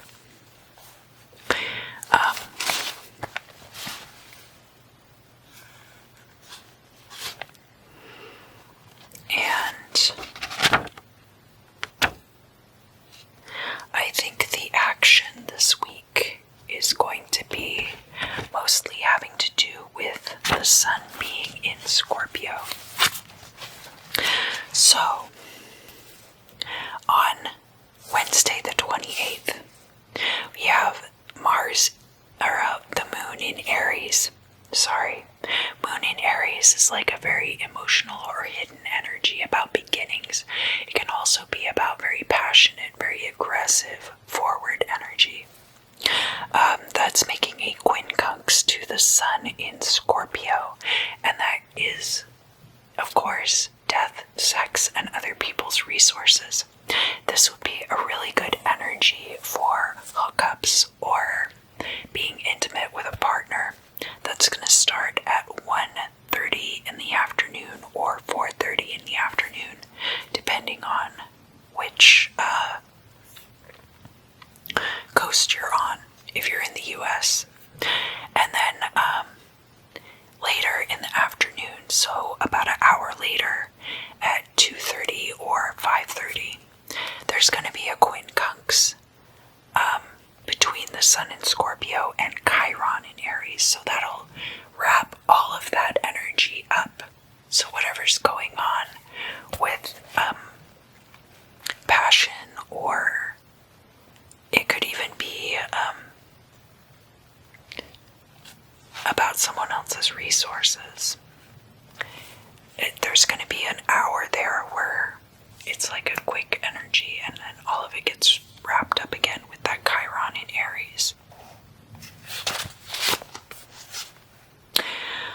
Okay, on the 31st, which is Halloween, we have an opposition between the moon in Taurus and Sun in Scorpio, and that's going to start at 7:49 in the morning or 10:49 in the morning, depending on what coast you're on. And that's Halloween in Samhain. It is a full moon, so if you're trying to bring in things into your life, like possessions, that's a good energy for that. Acquisitional energy. You also have an opposition later in the morning, about an hour or two later. No, about an hour later. You're going to have an opposition between the Sun in Scorpio and Uranus in Taurus. So that could have to do with a lot of people determining the fate of a possession or some property. Later on, so Tuesday the 3rd, which is election day, Mercury is going direct. It's going direct in the sign of Libra, so it will be moving back through Scorpio later. You have a quincunx between the moon in Gemini and the Sun in Scorpio, and that's going to happen a little bit after midnight on the west coast and around 4 a.m. on the east coast. And moon in Gemini is about emotional or hidden communication energy. So it could be about settling an estate. It could be about somebody's like wanted to hook up with you forever and they finally get the nerve up to text message you at midnight. So it could be something like that. And that is it for your ephemera for this week. Let's get into the scrying, Scorpio. Or as my beautiful spouse likes to call it, the scary crying. Time for some scary crying. It's Halloween. Oh, what do we see here? Oh, hold on. I just got hit by a lot of stuff at once. Hold on.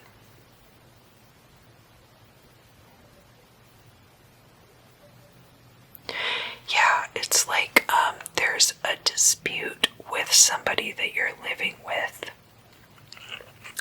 over space use. And because of that, it's not like you get kicked out, but like you can't live there anymore. You guys cannot come to terms on this. And it makes it so that you have to find a new place to live, and it all kind of happens like really quickly. So that's going to be for some of you, Scorpio, Sun, Moon, and Rising. And you're going to be like, but it's my birthday. Because for some of you, it's going to be your birthday. And you're kind of like, you're going to kick me out on my birthday. How dare you? And it just kind of like, it's not like you're taking it personally, because obviously this is not something that is coming up out of the blue. This is something that you have known was going to happen, right? But that other light is too bright. So I got this spread light. But it's just going to be like, I can't believe this. And everything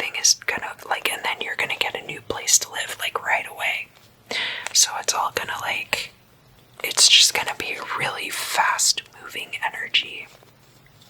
And I feel like that's even gonna happen like before daylight saving time, so it could be like all of this goes down on Halloween night. And if that's not the case for you, Scorpio, Sun, Moon, or Rising, it could be something very similar to that, where there's like this huge chaotic thing that happens, and then all of a sudden it's just like boom, it's like you're in a whole different place, and everything's all worked out. So that could be an energy that some of you are dealing with this week as well. What do I need to tell Scorpio, Sun, Moon, or Rising about the week ahead, which is the 28th through the 4th? You need to be more cautious out in public. I think some of you are getting complacent, and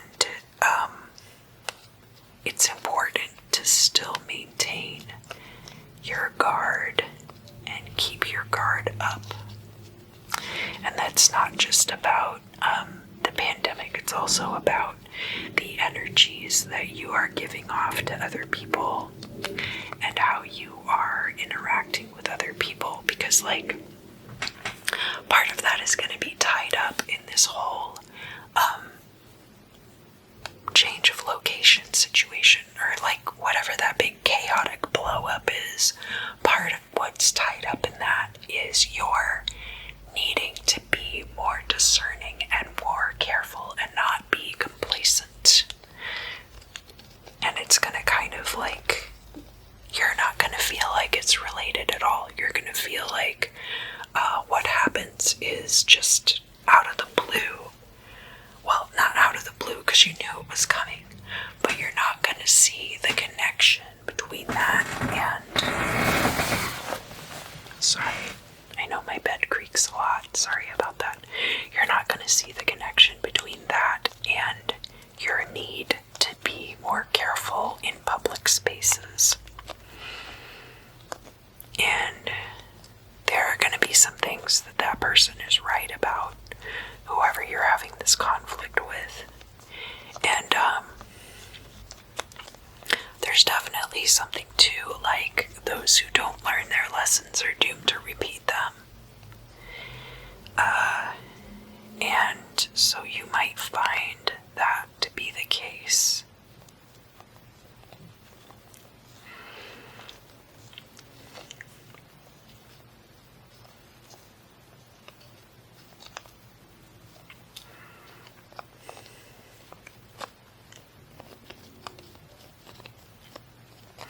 It's okay to listen to people even if you think that they're mostly wrong.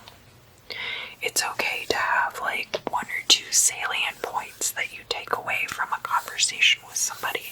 You don't have to acknowledge that that person is correct, especially if it's somebody that you're not even really going to interact with moving forward. It's okay to take those points away and not acknowledge that person. Is there anything else that I need to tell Scorpio, Sun, Moon, or Rising about this next week? No, that's it for you this week.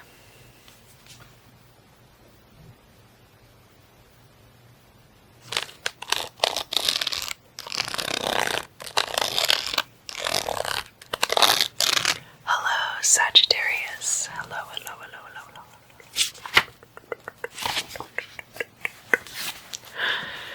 There are no specific ephemera for you this week, which is October 28th through November 4th. But it's important to note that Mercury has been retrograde in the sign of Scorpio and has now moved back into Libra on Saturday the 31st, which is Halloween or Samhain. We're going to have a full moon in Taurus, and that's going to be in opposition to the sun in Scorpio. So good for expanding your possessions, or if there is some kind of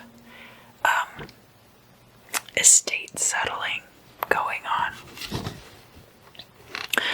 On Sunday, the first daylight saving time will end, unless you're in Europe, and I think they've done away with daylight saving in Europe. We have Mercury going direct on Tuesday, which is election day in America. So if you live in America and you're eligible, please go out and vote. It's very important. And Mercury is going direct in Libra again. And I think that is it for the general ephemera. Sagittarius, sun, moon, and rising. What do you need to know for the week ahead?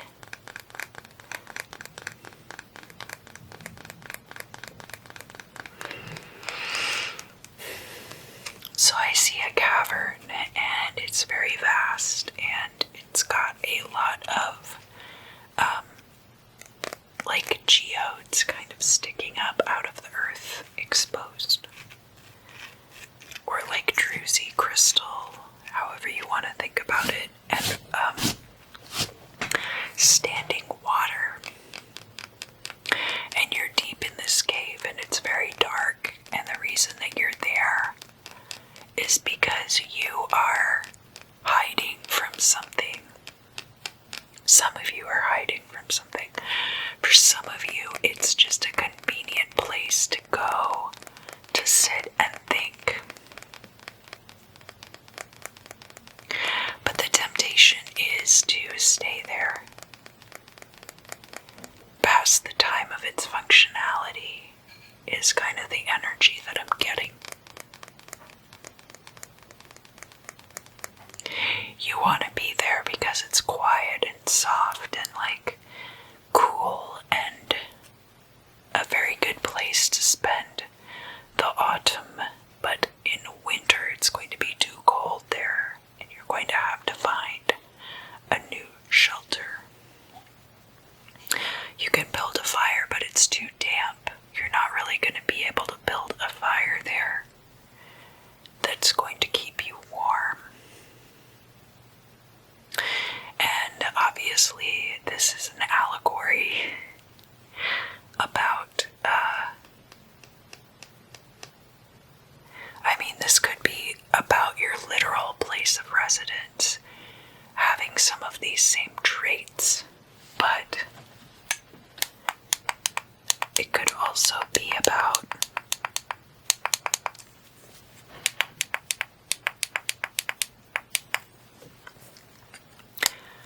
the environment that you've built around yourself.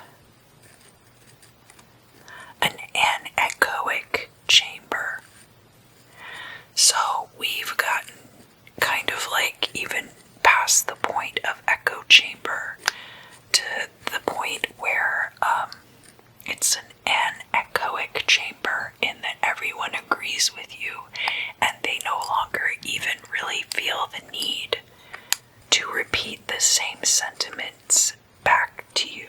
So everyone's just kind of sitting around in this navel-gazy state, all in agreement and support of each other, but not vocalizing that or putting it out in a meaningful way. What else do I need to tell Sagittarius? Sun, moon, and rising. You know by now that you cannot run away from your problems. That's something that you already know. But for some reason, there's a comfort in taking this break from, it's kind of like you're taking a break from your problems so that you can look at them more clearly. But you also understand that at some point you're going to have to revisit these things. You want to be able to revisit them without dwelling dwelling on them too. Because there are things I feel like that should be resolved, and you feel like they should be resolved, but for whatever reason, it's kind of like something that keeps popping up for you, and you aren't quite sure why that is. And so you're also trying to parse out why certain things would keep coming up even if you've already dealt with them. And that, my friend, is trauma. Yeah, basically these things are only coming up because the trauma is still there. I think that a lot of you have already really gotten rid of the base cause of whatever this thing is that keeps kind of like coming back up to the surface. It's kind of like memories that keep bubbling back up to the surface. And you've gone down into this cave because you want to get away from those things and hide from them and not have to deal with them for like 2 seconds, just so you can set a new baseline for yourself, basically. But now that you've set that new baseline, you're like, well, why are these things still issues? Because I've already dealt with them.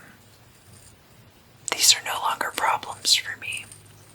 But the trauma's still there, and it leaves its residue in really strange ways. So now you're having to go back and unprogram that programming, which is an extra layer of these issues.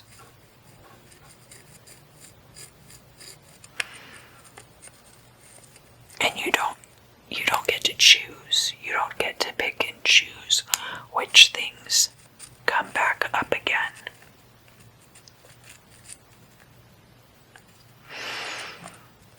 Because if it wasn't a surprise, obviously it wouldn't be a problem.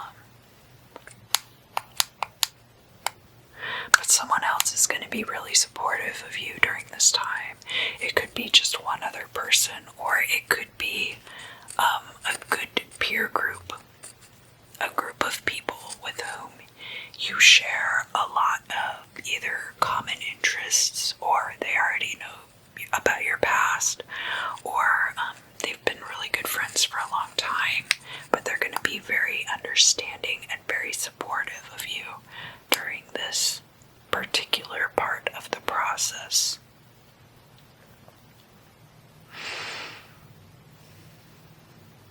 And you're glad about that. And you're not going to take advantage or overcompensate because of the help and support.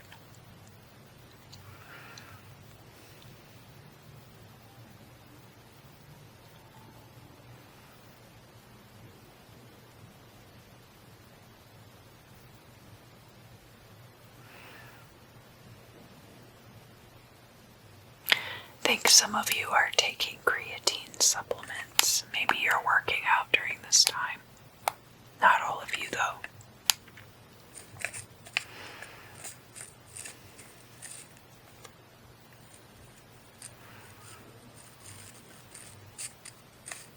What else do I need to tell Sagittarius, Sun, Moon, and Rising about the week ahead, October 28th through November 4th?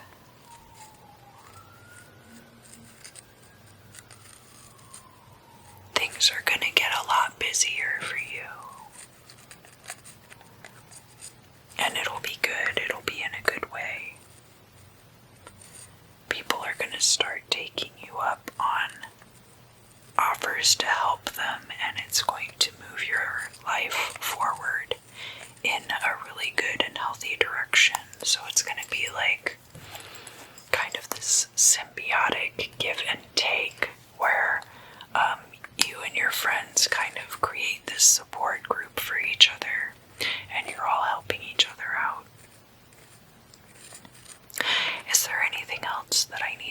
Sagittarius, Sun, Moon, and Rising for the week ahead.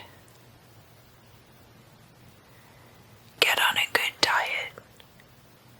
Make sure that you're nourishing your body and not just stopping at the gas station and picking up a hot dog when you get hungry. I'm not saying that all of you are doing that, but,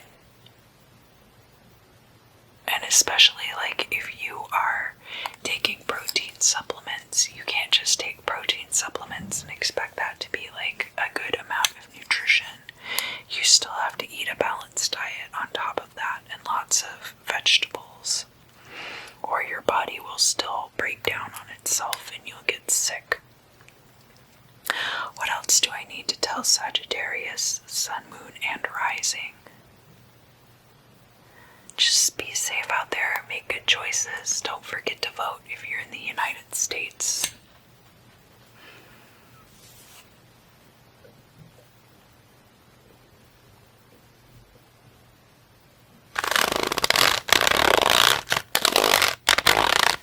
Hello, Capricorn.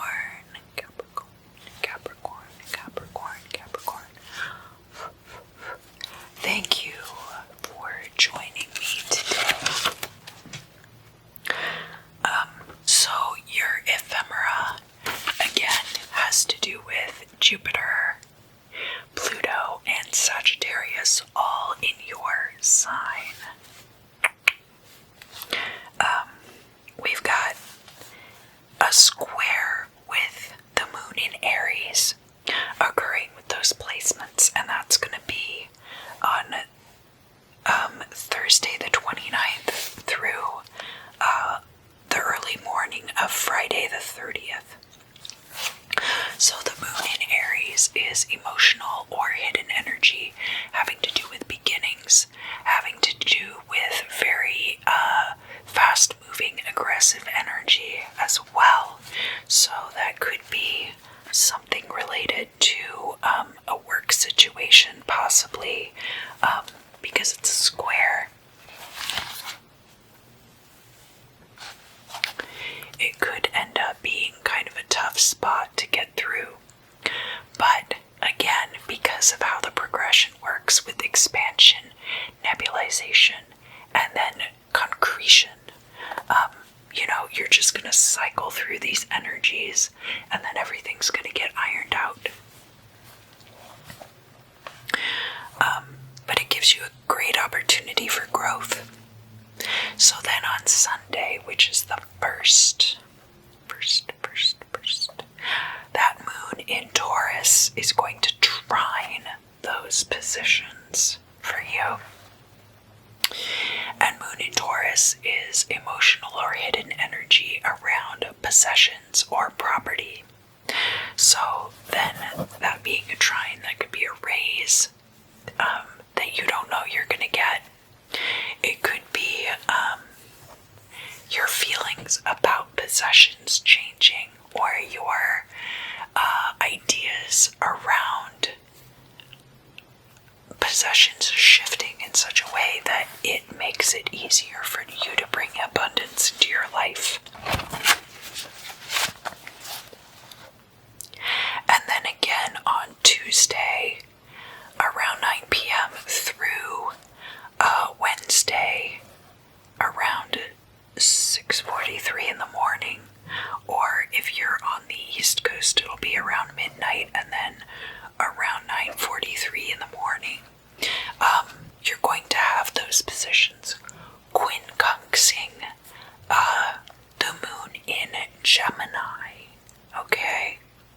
And quincunx is like a very fast energy. It's like a quick turn of events. And moon in Gemini is emotional or hidden communication. So that could be somebody making like a snap decision about something, or it could be that there was communication that was hidden from you and all of a sudden it's revealed. And again, it's probably going to be around a career or work situation.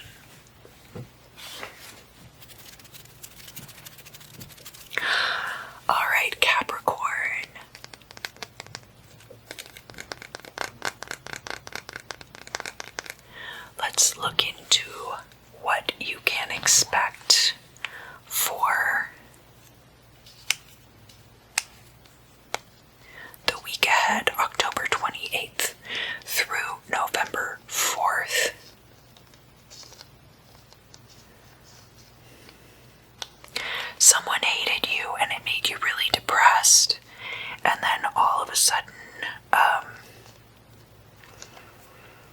you didn't care anymore and everything was fine. And then when you see each other in public, you're both just kind of like, whatever. There's no, like, big deal about it anymore. The drama is over. Over. And again, because you're Capricorn, there are going to be some eclipses happening this year for you. And because of these placements, Jupiter, Pluto, and Saturn, that have been occurring for a lot of the year, and were retrograde for a while. So now that energy is moving forward, and a lot of things, I think, in your life that might be related to expansion, nebulization, and concretion. I think that you might see a lot of those things in your life kind of reaching resolution in the later part of the year, the end of 2020. Big deal, right? And that's going to happen for everybody. But I think specifically for you, and specifically in some certain situations that have been occurring because of that transit, or in conjunction with that transit's energy, I guess is a more awake way of looking at it. You're going to see resolutions coming through. And, like, kind of a healthier mindset coming along with it. So that it's not just about what other people think of you. I don't think that Capricorn is a sign that's overly concerned with what other people think of them. But something that might have set you off before, or set you on edge before. Again, like the circumstance I was talking about, that's more like an overarching energy and less about one specific person hating your guts and you not caring about that anymore. It's kind of like the whole picture, like any energy that gets sent your way that you just don't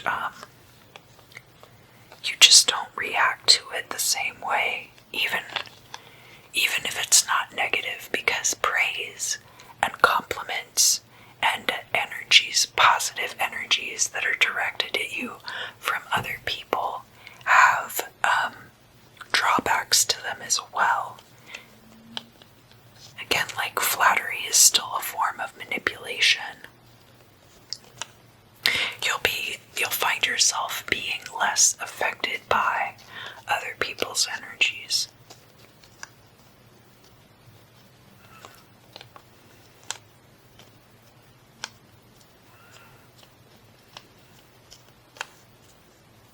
I hear something about, like, you need to take back what you said about X. You need to take back what you said about my bad breath, or, like, that I wouldn't do that to you. And that could be either way. That could be in either direction. That could be you, or it could be the other person. You need to take back what you said. But I don't get a specific scenario for that, so it's not like, oh, you need to take back what you said about my mom, or you need to take back what you said about my hair being flat on top because of, because I have a plate in my head or something ridiculous like that. It's got that kind of energy to it where you feel like this other person is being unfair to you by saying these things. But probably they had a reason for saying them. that that somebody approaches you with that energy and is like, why would you even say those things about me? Don't you know that I've only ever had the best interest for you? But it's really a difference of opinion. And again, like I was saying, any energy that you're shooting at another person is manipulation, whether it is good or bad. Which is why when you watch my videos, I hope that you'll do so with an objective mind and an understanding that when I do these things at the beginning of the video, like clearing your energy and stuff like that, I'm offering that to you, but you don't have to take it. And it certainly can be easy to become reliant on those energies.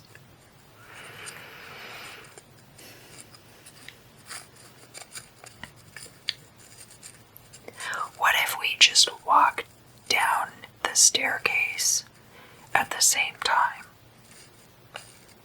You know, like, because I'm really getting this vibe that there's somebody that you're learning to coexist with, that, that it's like you don't necessarily see eye to eye with this person, but, there's a need for both of you to figure out how to have,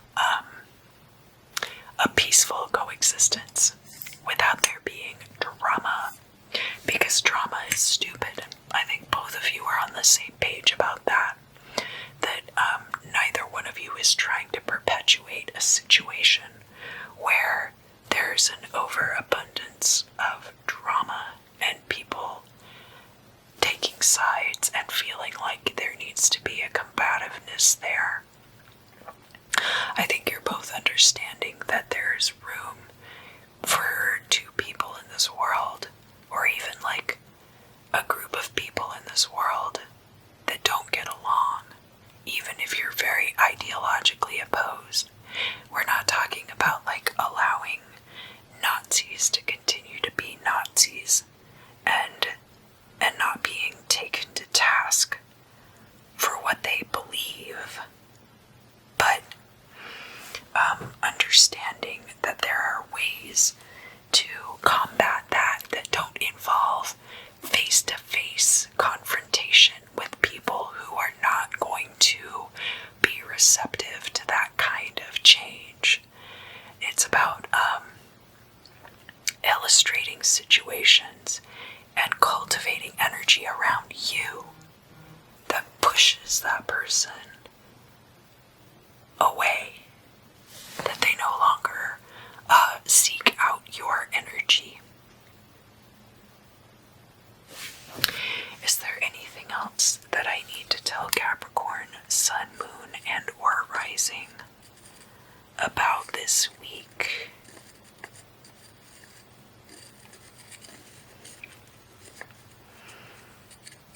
Self-care. Just make sure that, especially in regards to this situation, that you are maintaining your own regimen of self-care, that you're making good choices for yourself, and that you are, I'm hearing like energy demons, like maybe even non-corporeal energy thieves of some kind. Because I mean, an energy demon can be any kind of an egregore that you've just given platform in your life. It could be a job, it could be if you're like obsessed with a video game and you just play it non-stop, or social media, or any number of things. Even I, with the platform that I'm putting out there, as limited as it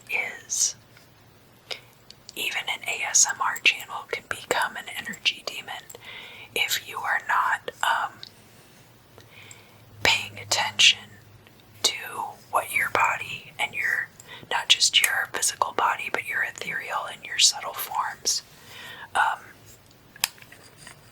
what your energy is telling you.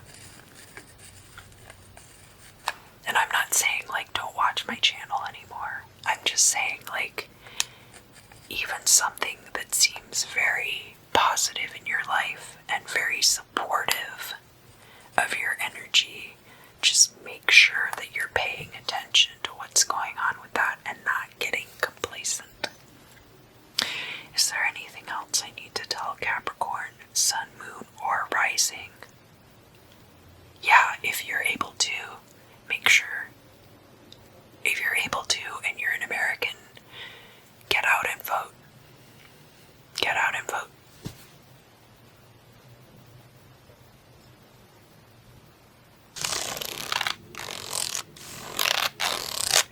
Hello, Aquarius. So, there are no specific ephemera for you this week. Remember that Tuesday, the 3rd, which is election day in the United States, Mercury is going direct in the sign of Libra. It's gone all the way back through Scorpio and now it's in Libra. There's going to be on Saturday, which is Halloween or Samhain, a full moon in Taurus, which will be in opposition to the sun in Scorpio. So that'll be good for bringing things into your life, possession-wise. Daylight saving time ends on Sunday, unless you're in Europe, where I hear they're doing away with it. And I think that is all of the ephemera for this week. Just to remind you, I always do that at the beginning, but I also like to make sure that I reinforce any planetary energies that might be useful to you. Aquarius, Sun, Moon, and Rising. What is going to be going on for you the week of October 28th through November 4th? You've been given an opportunity to take back something that you thought was lost, possibly, or some kind of repetitive, it's like a repetitive motion injury, like a cramp or a Charlie horse. You're going to be given an opportunity to heal that. So depending on what is going on with you, whether it was an energy that you lost, that was dissipated or shifted away from you, or whether it was something that, because you were doing this repetitive thing over time, it created an injury for you. And that could be a psychological injury like trauma, or it could be a physical injury like a rotator cuff or a carpal tunnel syndrome or something like that, right? So any of those things that can be issues and health problems related to repetitive motion, stresses. And why is this important for Aquarius? Because for a long time you have been struggling to balance that, and you felt like it was it's not like a failing on your part, okay? It's like, this is something that everyone goes through, but that doesn't make it okay for you to then be out of energy. Here we go, green. Use the green.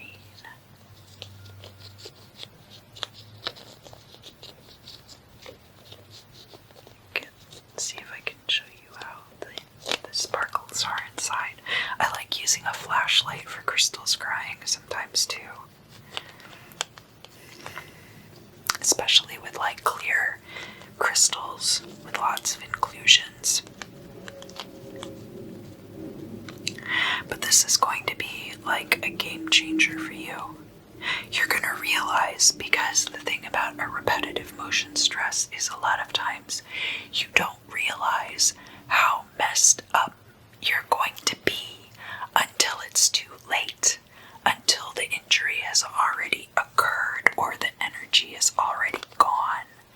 And so it's something that's very cumulative and that you don't notice right away. And so now, because of this, it's kind of like some kind of respite that you're going to be getting from this issue. And I'm not sure if it's like losing a job or if it's somebody that you spent a lot of time around, or if you were in an organization and it was causing these issues for you, and now you're going to be stepping away from that and creating a space in your life for you to go and recover from these types of injuries, so that the next time you get into a situation like this, you're going to know how to handle it and how to have good maintenance for yourself. Good self-care and maintenance. Alright?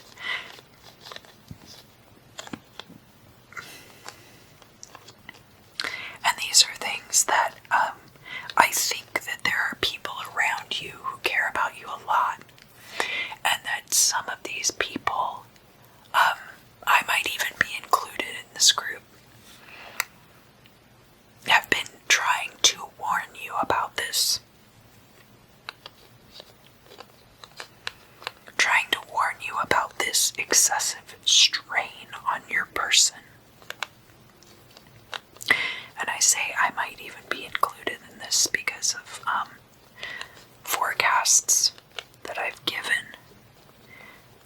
But I know that a lot of Aquarius this year have been super busy.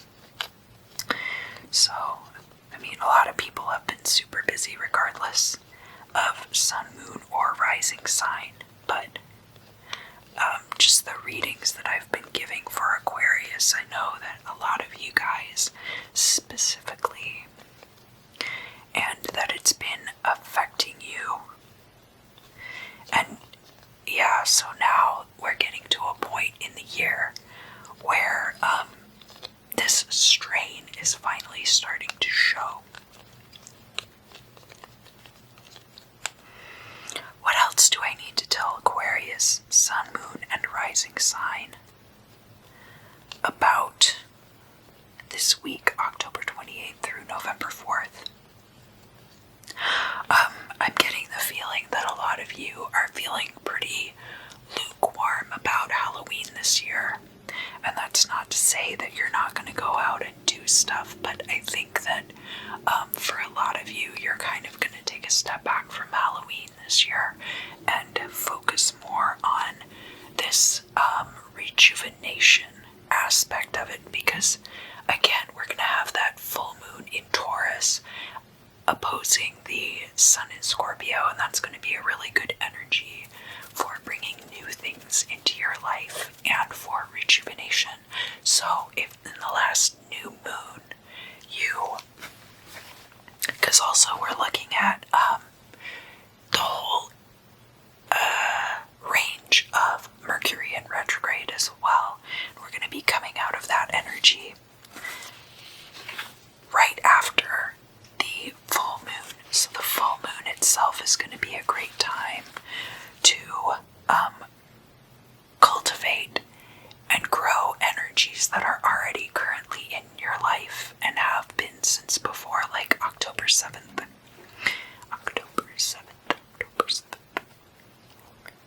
And keep in mind too that that Mercury in retrograde is still going to be like shadow period until like November 7th. So it'll be like pretty much a whole month span of shadow period period and retrograde going on.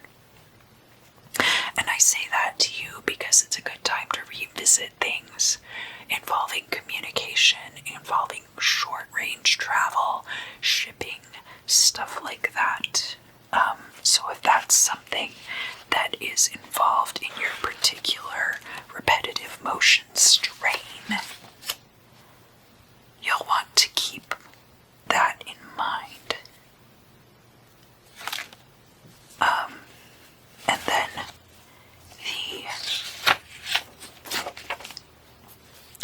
trying to figure out when the new moon was.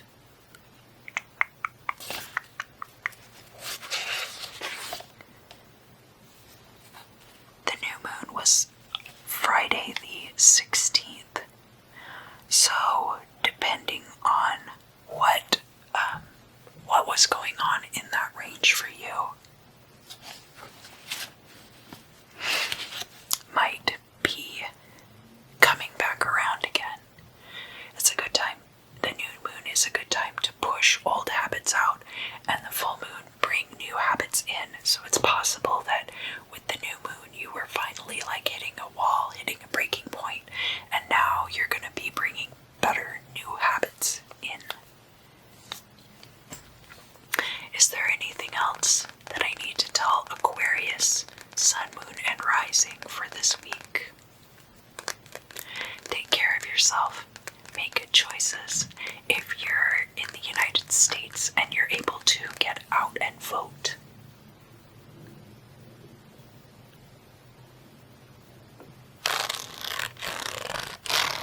hello, Pisces.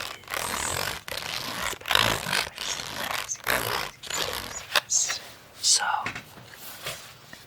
let's talk about your ephemera for this week, the October the 28th through November the 4th. We have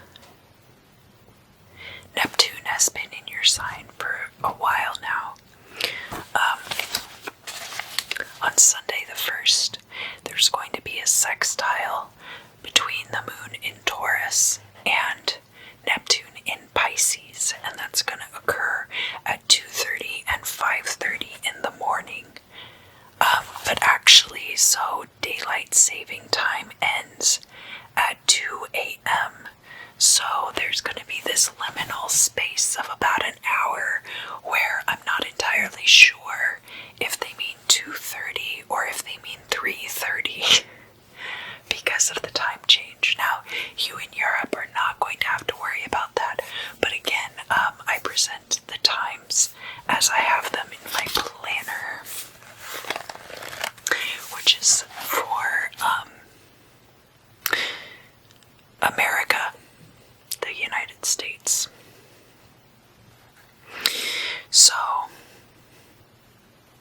and I think Europe is no longer doing daylight saving time. But anyway, so moon in Taurus is a energy about emotional or hidden things having to do with property or possessions. And this Neptune in Pisces energy is one thing ending, and then the waters of chaos giving birth to something new. So it's rather appropriate that I'm not exactly sure if daylight saving time is going to affect that or not for those of us here on the West Coast. West Coast. There is on Tuesday, which is election day, and the day that Mercury goes direct, a square between the moon in Gemini and Neptune in Pisces, and that's going to be at 2:43 p.m. or 5:43 p.m., depending on which coast again. Moon in Gemini energy is communication about emotional or hidden things, so this square is actually considered an opportune period. The moon squares Neptune today until the moon is void of course on Wednesday, and the moon goes void of course at around 5:49 or 8:49 in the morning, depending on where you're located. Okay,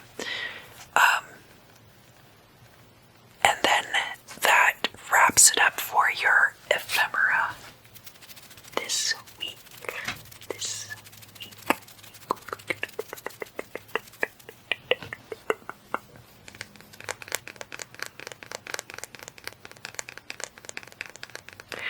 What do I need to tell Pisces, Sun, Moon, and Rising for the week of October 28th through November 4th?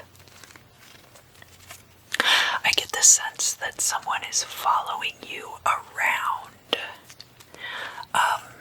And this is somebody who, this could be in your professional life if somebody's shadowing you at work.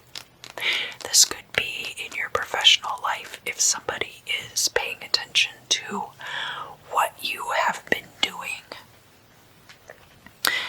This could be, like in social circles, somebody kind of tracking your movement. I get the sense that it's not like a stalker, like somebody who is out to harm you or anything like that. I think this is somebody who's following your work because they like what you're doing and they may want to hire you for a project or get involved with you in a collaboration of some kind. So you guys are kind of like tracking back and forth possibly.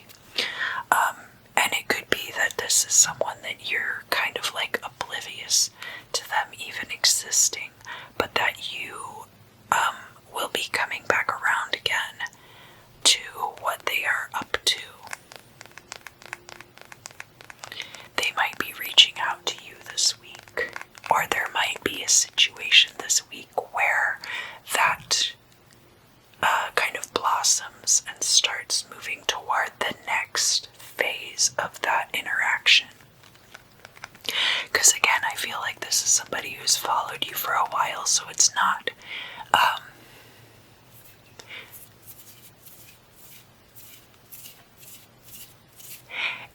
like they feel an urgency, like I have to talk to this person right now. It's kind of like they want to have the situation organically develop, and so they are not really like pushing it hard at this time.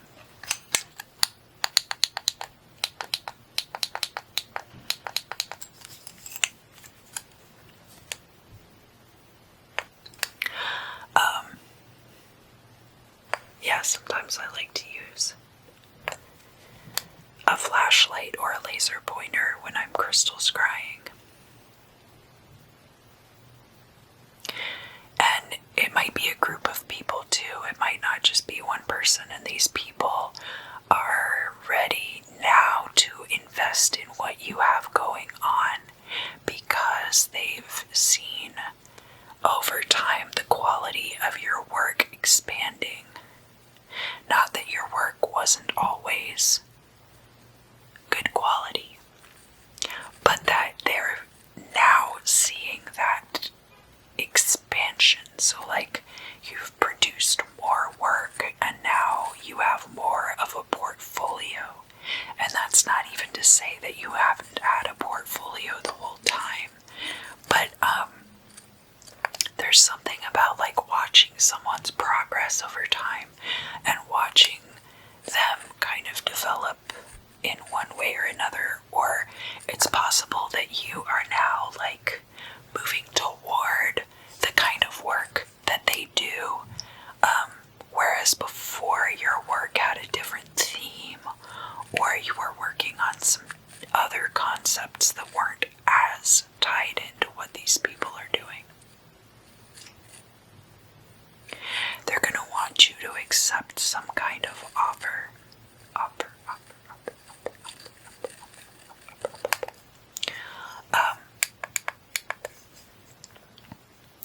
Like maybe sign a contract for exclusivity or a non-compete or some kind of other, and that's part of why there hasn't been an offer before now.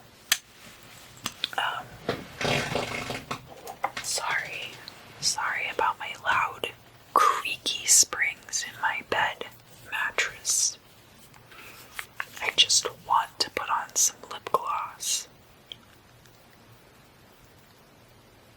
it's the moisturizing time of year here, especially because of the winds.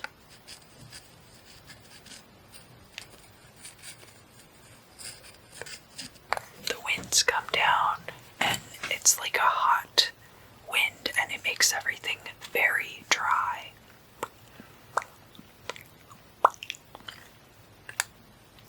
But anyway, I think for some of you this is going to be a really good offer. But for others of you, now look, make sure you read the contract, and if you don't have a entertainment lawyer or somebody who deals with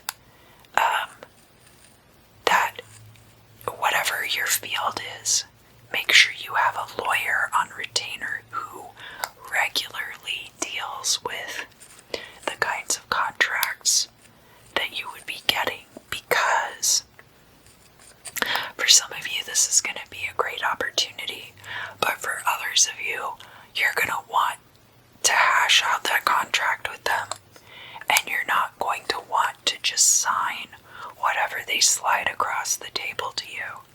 Now, I mean, nobody should be doing that. Anybody who's signing anything, you should at least read it first and make sure that you're not going to get screwed by whatever this person's putting out there, right?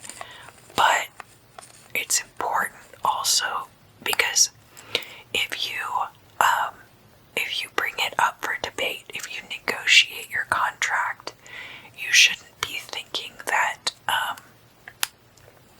that it's going to screw the pooch, or that these people aren't going to work with you, or anything like that. Because the thing is, that's business, and obviously they know that because they've taken the time to develop a professional understanding of who you are, and they're taking the time to develop a professional relationship with you. Now, I mean, some of you are already well versed in this, and this is old news to you. I'm just putting it out there. Instead of just being like, oh, this contract is going to be great for you to sign. Because I think that for a lot of you, the contract is going to start out actually not that great. Like, they're going to be acting like they're doing you a favor. And then you're going to have to come back and be like, well, actually, I already have a precedent for getting this level of compensation for my work. And therefore, they're going to have to change their tune a bit. What else do I need to be telling Pisces? Sun, moon, and rising for this week, October 28th through November 4th. Take care of yourself. Get out there and vote. Make good decisions. Be safe on Halloween. If there's too many people at a party, don't hang around waiting for everyone to get sick. Is there anything else? I think that's it for you, Pisces.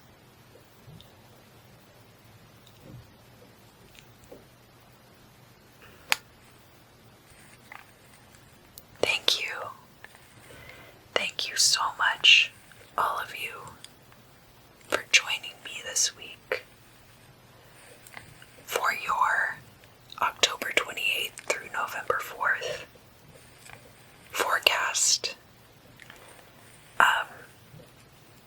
It covers a lot of ground. It covers Halloween. It covers the election. But also keep in mind that on Thursday I'm going to be putting out a video that will have predictions for your Hollywood Halloween predictions of spell work you might be doing, and also just separated by astrological sign, and a little bit about the zodiac in relation to magic and what are good different techniques for different zodiacal signs to use magically. So,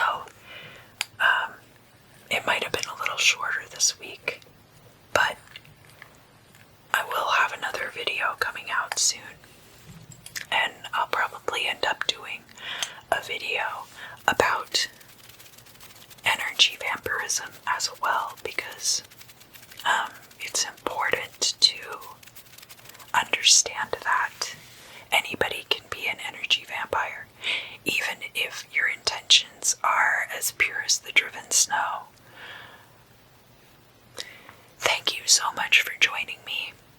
Don't forget about the 1,000 subscriber giveaway. The form link is down in the description box, and I am using a Google form to collect data so that you don't have to put your email address in the comments below. I know it can be a little bit dicey to do that. Please do like, share, subscribe, tell your friends if you think that they would get a lot out of this.